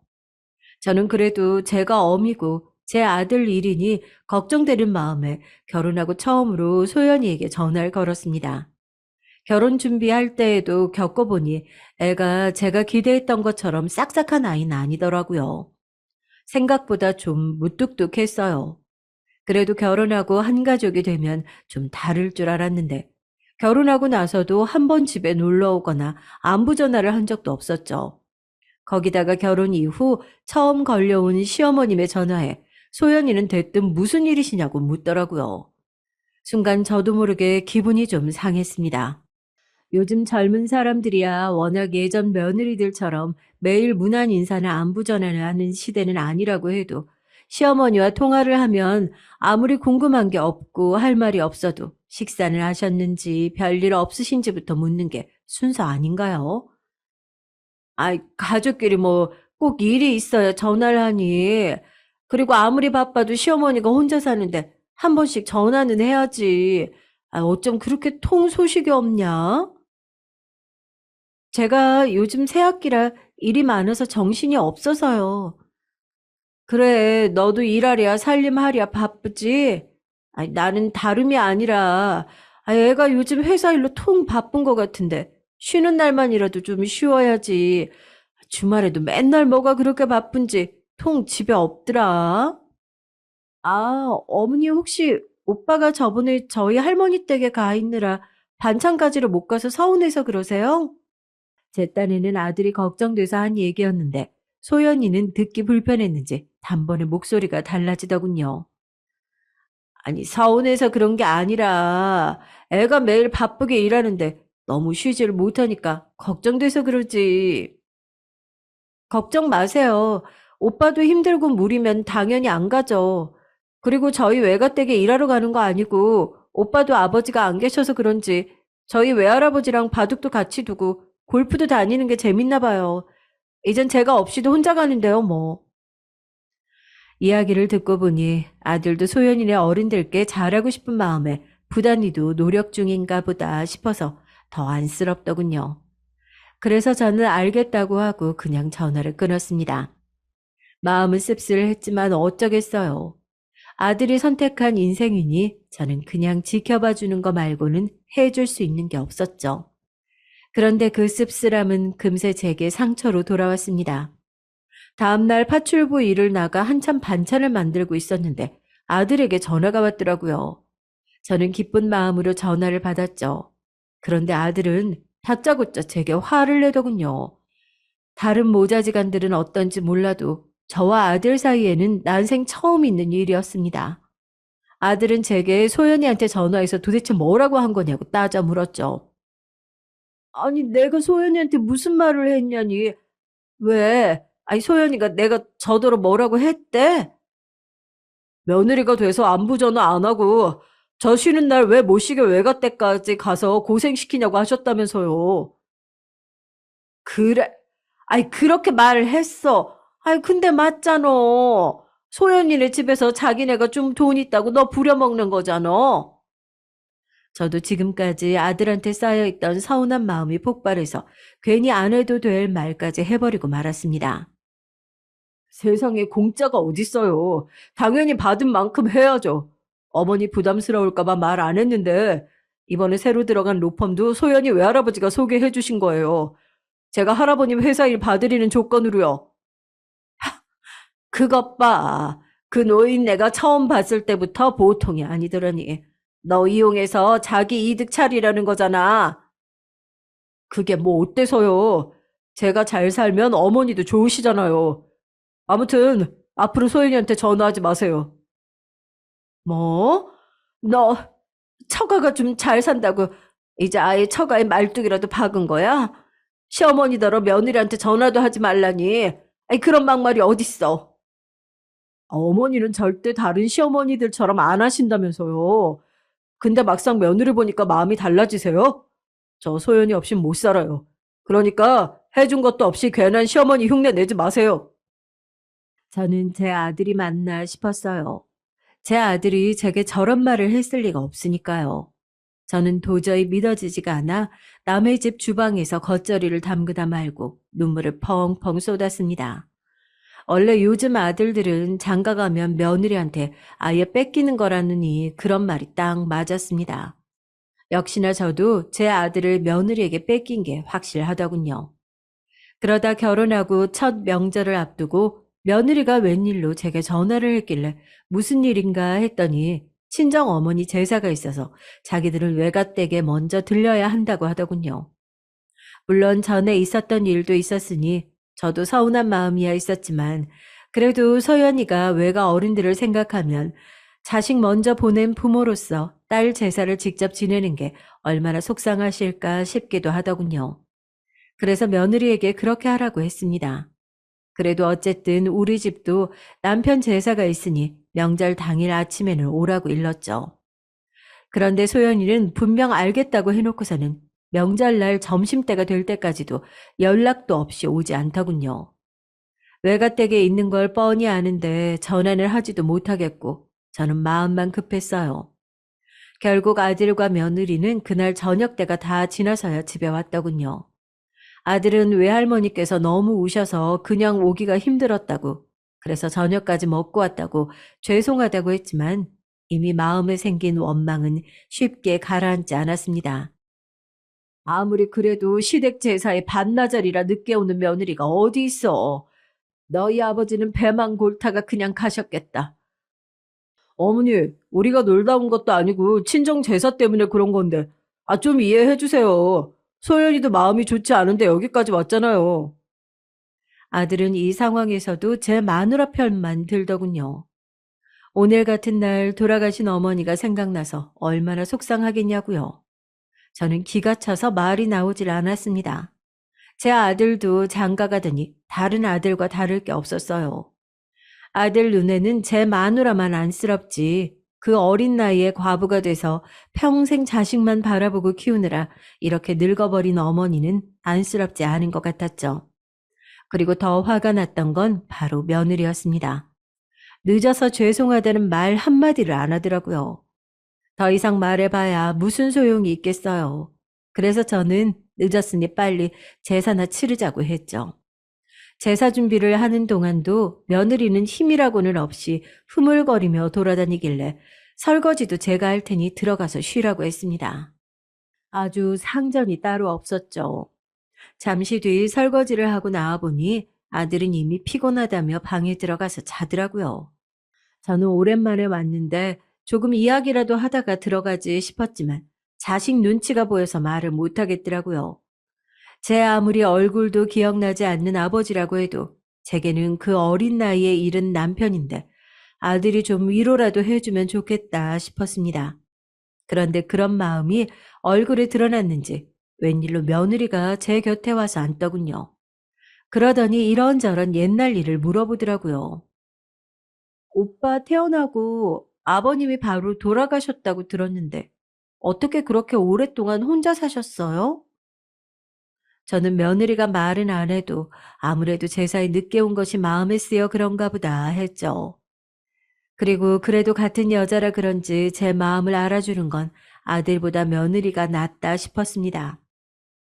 오빠한테 들으니까 계속 고향에서 식당 하셨다고 하셨던 것 같은데 갑자기 어떻게 서울에 올라오실 생각을 하셨어요? 혼자 어린 아들 데리고 올라오기 힘드셨을 텐데. 내가 우리 아들 진작 알아본 거지. 머리가 얼마나 좋은지 한글을 혼자 뗐대니까.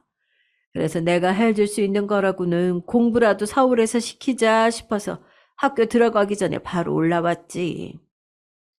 저는 소연이에게 거짓말을 했습니다. 안 그래도 저희 집안이 사돈댁보다 떨어져도 한참 떨어지는데 제 인생에서 가장 지우고 싶었던 그 일까지 굳이 며느리에게 말할 필요는 없다고 생각했었으니까요. 그래요. 저는 멀쩡한 고향 놔두시고 갑자기 아무런 연고도 없는 서울에 올라오셨다길래 꼭 그럴 만한 사연이 있었나 했어요.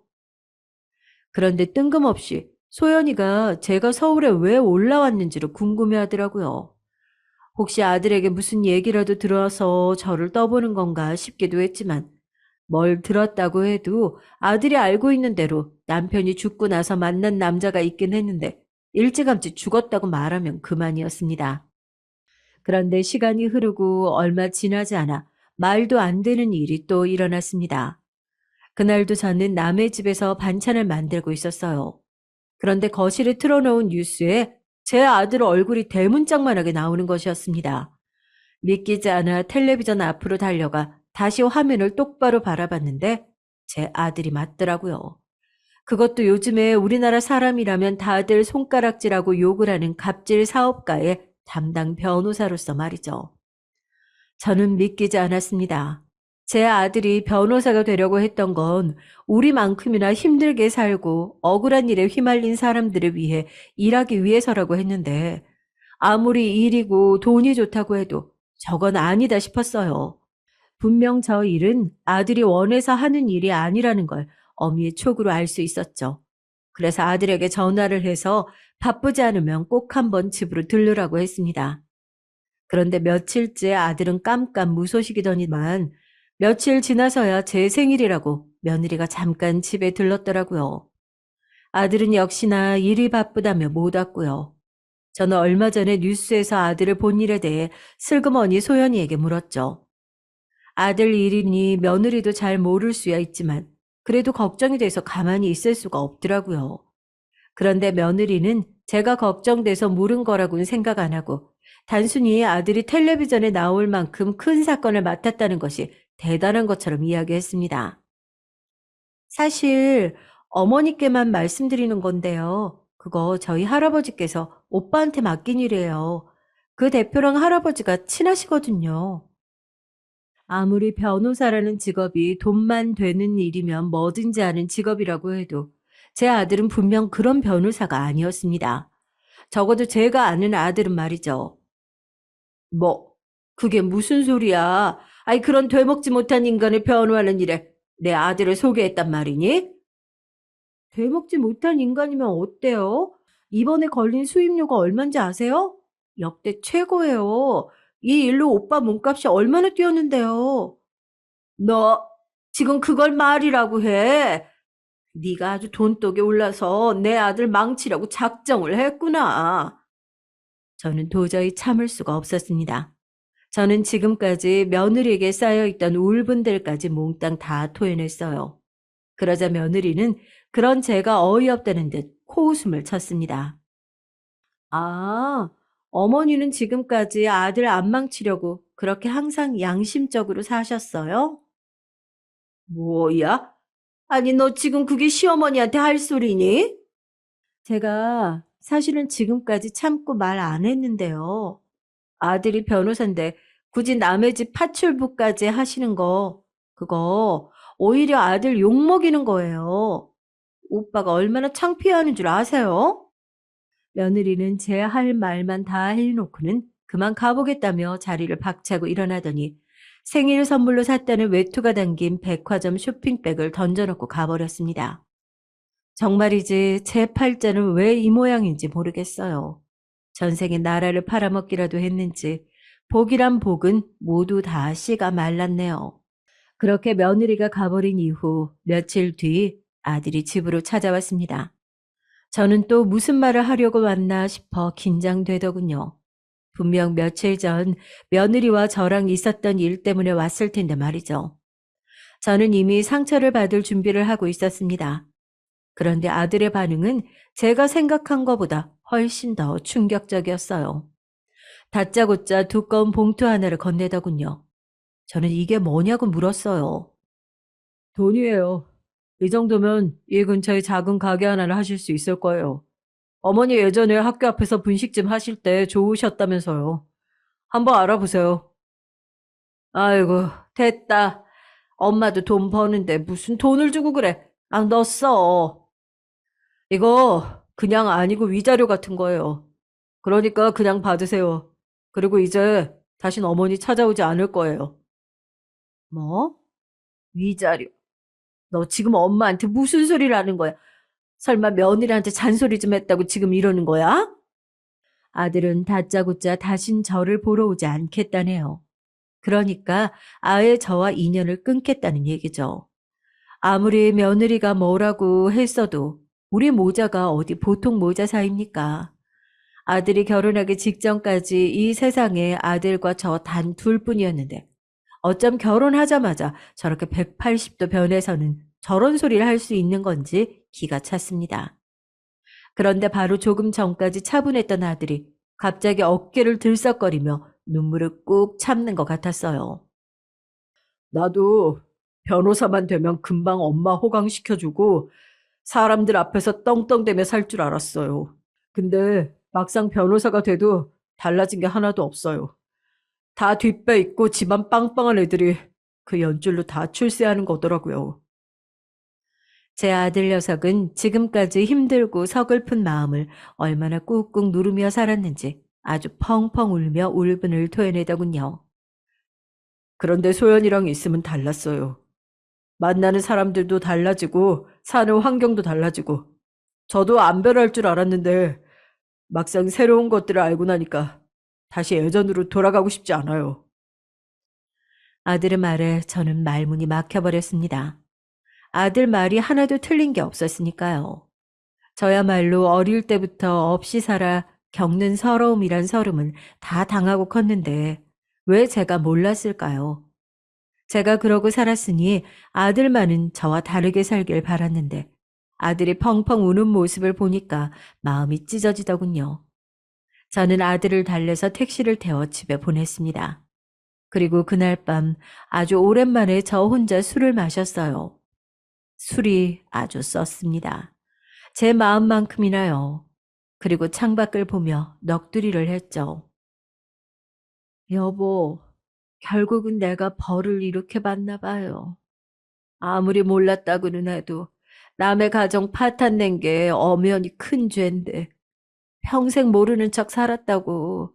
하늘은 아무래도 그냥 넘어갈 순 없겠다 싶었나 봐요. 결국은 제게서 제일 소중한 아들을 뺏어 가네요. 평생 모른 척 살면 잊힐 줄 알았습니다. 지난 제 60년이 넘는 인생을 돌이켜보니 참으로 박복하고 허접했지만 그래도 열심히 살았다 싶었어요. 거기다 두 남자에게 사랑도 받아봤고 한 남자에게 버림도 받아봤으니 이만하면 됐다. 후회 없는 인생을 살았다 싶었죠. 그래서 이제는 좀 쉬고 싶었습니다. 아무것도 하지 않고 아무것도 바라지 않고 오로지 그냥 저만 생각하기로 했어요. 그렇게 태어나 처음으로 아들에게 쓴 편지를 식탁 위에 고이 접어놓고 저는 휴대폰, 지갑 모두 다 두고 맨몸으로 집을 나섰습니다. 그리고 하염없이 걸었죠. 이 고단한 세상에 마침표를 찍을 만한 가장 좋은 장소가 나타나면 딱 그 자리에서 제 인생을 마무리하기로 했죠. 그렇게 아무 생각 없이 바람을 맞으며 걷다 보니 어느새 차들이 쌩쌩 달리는 다리 위에까지 왔더군요. 하늘은 새카맣고 다리 아래는 고요했습니다. 지나가는 사람도 없었죠. 딱 여기다 싶었습니다. 천천히 다리 위로 올라갔어요. 그러자 바람이 세차게 제 몸을 흔들더군요. 얼마나 바람이 센지 이 바람과 함께 떨어진다면 무섭지도 외롭지도 않을 것 같았어요. 이대로 몸을 던지기만 하면 이 세상과 드디어 끝이었습니다. 저는 마음속으로 작은 기도를 드렸어요. 죄 많은 제가 이렇게 사라져 드릴 테니 이제 죄가 없는 세상에서 우리 아들만큼은 훨훨 살아가게 해달라고요. 그 아이에게는 아무 잘못도 없으니까 말이죠. 그런데 그때였습니다. 아주머니 괜찮으세요? 빠르게 지나가던 차들 사이로 갑자기 경찰차 한 대가 멈춰서더니 안에서 내린 경찰들이 제게 다가오더군요. 저는 잔뜩 당황한 얼굴로 그대로 경찰들을 따라 가까운 파출소로 갔습니다. 그리고 그곳에서 생각지도 못한 얼굴들과 마주했죠. 다름 아닌 아들과 며느리가 파출소에 와 있었습니다. 어머니 어디 계셨어요? 괜찮으세요? 아니, 너희가 여기를 어떻게 와 있어? 아무리 그래도 어떻게 다리 위에서 몸을 던지실 생각을 해요? 어머니가 없으면 저는 어떻게 살려고 그러셨어요? 알고 보니 아들도 제게 모진 말을 하고 돌아가서는 내내 마음이 좋지 않았는지 제게 계속 전화를 걸었나 보더라고요. 그런데 제가 휴대폰도 다 집에 두고 왔으니 받질 않은 거죠. 그래서 걱정이 된 아들이 집에 다시 왔다가 식탁 위에 올려둔 제 휴대폰과 편지를 보고 놀라서 경찰에 신고를 한 것이었습니다. 경찰은 곧바로 동네 CCTV 영상이란 영상을 다 확인해서 제 동선을 확인하고 다리 위까지 따라온 것이었어요. 아들은 저를 보자마자 와락 부둥켜 앉더니 도대체 왜 사실대로 말을 하지 않았냐며 울음을 터뜨리더군요. 아무래도 제가 써놓은 편지 내용을 말하는 것 같았어요. 저는 편지에 남편과 함께 산 세월이 2년도 안 됐지만 제 인생에서 그 2년이 가장 행복했다고 적었습니다. 제 아들을 만났던 바로 그 순간이 너무 행복해서 절대 잊을 수 없었으니까요. 그리고 두 번째 남편에 대해서도 적어두었습니다. 아들에게는 죽었다고 말했지만 사실 죽지 않았고 살아있다고요. 그 남자가 제게 유부남임을 속였기 때문에 저는 그 사실을 알자마자 도저히 그곳에서는 살 수가 없어서 서울로 도망쳐 온 것이라고 말이죠. 때론 없어도 너무 없어서 아들 학교 급식비도 내기 힘들 정도로 힘든 순간도 있었지만 만약 그때 제가 양심을 저버리고 그 남자의 첩자리라도 지켜내서 아들을 키워냈다면 오히려 아들에게는 그것이 지금보다 더 낫지 않을까라는 생각까지도 수도 없이 해왔다고 솔직하게 적었습니다. 제가 이렇게 못난 사람이라 아들에게는 절대 도움이 될 만한 어미가 아니니 제가 세상을 떠나도 절대 슬퍼하지 말고 행복하게 살라고 했어요. 그런데 그때였습니다. 생각지도 못한 일이 제 앞에 벌어지고 말았어요. 뜬금없이 제 며느리 소연이가 갑자기 차디찬 파출소 바닥에 무릎을 꿇고 앉아 눈물을 펑펑 쏟더군요. 어머니, 제가 너무 잘못했어요. 이게 다 저 때문이에요. 죄송해요. 제가 사실을 잘 알지도 못하면서 어머니를 탓하고 이렇게 큰 잘못까지 저질렀습니다. 아니, 소연아. 아니, 그게 무슨 소리야. 아, 지난 일 때문에 그러는 거면 난 괜찮아. 아니, 내가 늙어서 너한테 괜한 말까지 하고 이런 큰 사고까지 쳐서 너희에게 또 폐를 끼쳤구나. 미안해. 그런 게 아니에요. 사실은 제가 어머님을 불행하게 만든 바로 그 남자의 딸이에요. 뭐? 누구? 아니, 네가 누구 딸인데? 어머니 소연이가 새아버지, 그러니까 어머니를 속인 그 유부남의 친딸이에요. 저도 안지 얼마 안 됐어요. 남편도 없이 30년을 아들 하나 바라보며 살다 보니 산전수전에 공중전까지 웬만한 막장은 다 겪으며 살아왔다 자부했는데 제가 인생을 얕잡아 봤나 봅니다. 막장에는 끝이 없더군요. 제 인생은 말년까지도 아주 별의별 일이 다 생기다 못해 파란만장 그 자체였습니다. 글쎄 소연이가 저를 속인 그 나쁜 놈의 딸이었다네요. 제가 아들을 데리고 서울로 올라오고 나서 그 남자는 저를 수소문했지만 결국 찾지 못했고 결국은 다시 자신의 가정으로 돌아가긴 했나 보더라고요. 그런데 세상에는 역시 영원한 비밀이란 없나 봅니다. 저와 아들 그리고 그 남자 함께 찍은 사진을 아내에게 들켰고 결국은 아내가 있는 상태로 바람을 폈다는 사실을 걸려 이실직고 했다네요. 그 이후로 결국 두 사람은 이혼을 했대요. 그런데 아무래도 제가 유부남임을 모르고 함께 살았다는 것은 남자가 말을 하지 않아 가족 중 누구도 몰랐답니다. 그래서 그 이후로 소연이의 어머니는 우울증이 더 심각한 상황에 이르렀고 결국 힘들어하다 스스로 목숨을 끊고 말았다네요. 그 충격으로 소연이의 외가 식구들은 큰 충격에 빠졌고 한동안 헤어나오지 못했답니다. 그러다가 소연이가 학교 선생님이 되고 나서 우연히 어머니 수첩에 있던 제 사진을 발견했고 그 사진 한 장으로 저를 수소문하고 다녔다네요. 자신의 어머니는 그렇게 비정하게 세상을 떠났는데 제가 어떻게 사는지 궁금해서요. 설마 다시 자신의 아버지와 만나고 있지는 않을까 무서웠대요. 그러다 결국은 식당에서 일하던 저에게까지 찾아온 거였고요. 제가 아무렇지도 않게 사람 좋은 척하며 사는 꼴이 너무 보기 싫었답니다. 피해자인 자신의 어머니는 이미 이 세상에 없는데 말이죠. 그래서 제게 가장 소중한 것을 빼앗고 싶었답니다. 그래서 외할아버지에게 이 일을 부탁했고 제 아들에게까지 접근한 것이었어요. 아무리 그래도 복수를 하겠다고. 아니, 내 아들한테 접근까지 해서 결혼까지 했다는 거야? 우리를 속이려고? 사실 결혼까지 할 생각은 절대 아니었어요. 원래 계획은 관심 있는 척 접근만 해서 곤란하게 만들어 변호사 일을 못하게 만들 생각이었죠. 그런데 말도 안 되게 소연이는 제 아들을 진심으로 사랑하게 돼버렸답니다. 어느 막장 드라마와 같이 말이죠.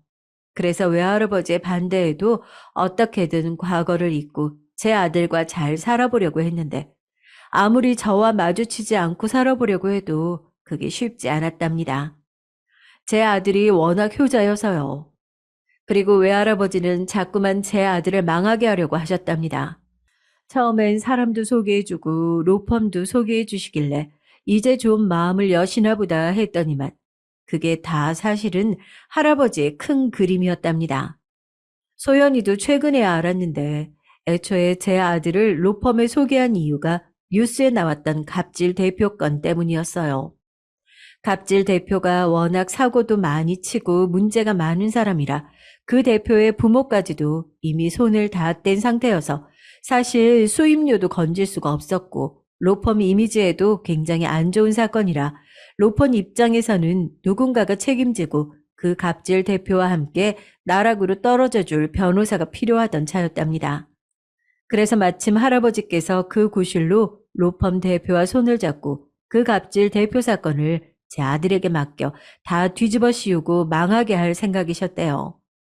그런 상황까지 되어버리자 소연이도 이대로는 도저히 안 될 것 같아 제 아들에게 자신이 알고 있던 모든 사실을 말했답니다. 아들은 저와 새 아버지 사이 진실을 전혀 모르고 있었으니 소연이의 말을 온전히 믿을 수밖에 없었던 거죠. 그래서 아들은 저와 인연을 아예 끊으려고 했던 거였어요. 제게 모진 말을 하고 돈 봉투까지 주면서요.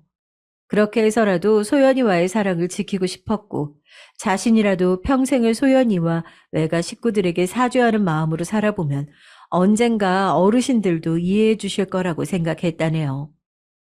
얘기를 들으면 들을수록 소연이도 제 아들도 지금까지 얼마나 힘들었을지 생각하니 제가 다 너무 미안해서 눈물이 날 것 같았습니다. 그런데 이미 파출소 안은 울음바다가 되어 있었어요. 우리 아들이 이제 보니 아주 울보네, 울보야. 사내 놈이 툭 하면 그렇게 울어서 어떡해. 앞으로 우리 소연이가 고생이 많겠다. 죄송해요, 어머니. 제가 잘못했어요. 엄마, 너무 죄송해요. 앞으로 제가 정말 잘할게요. 아들과 며느리가 제게 다가와 저를 꼭 안아주었습니다. 정말 지금까지의 제 인생은 너무나도 고단한 인생이었어요. 그래도 돌고 돌아 결국은 아들과 며느리 품에 안겼네요. 물론 하마터면 큰일을 치를 뻔했지만 이렇게라도 진실을 밝히고 모든 오해가 풀려서 다행이다 싶었습니다. 저는 그날 이후부터 새 인생을 사는 것 같았어요.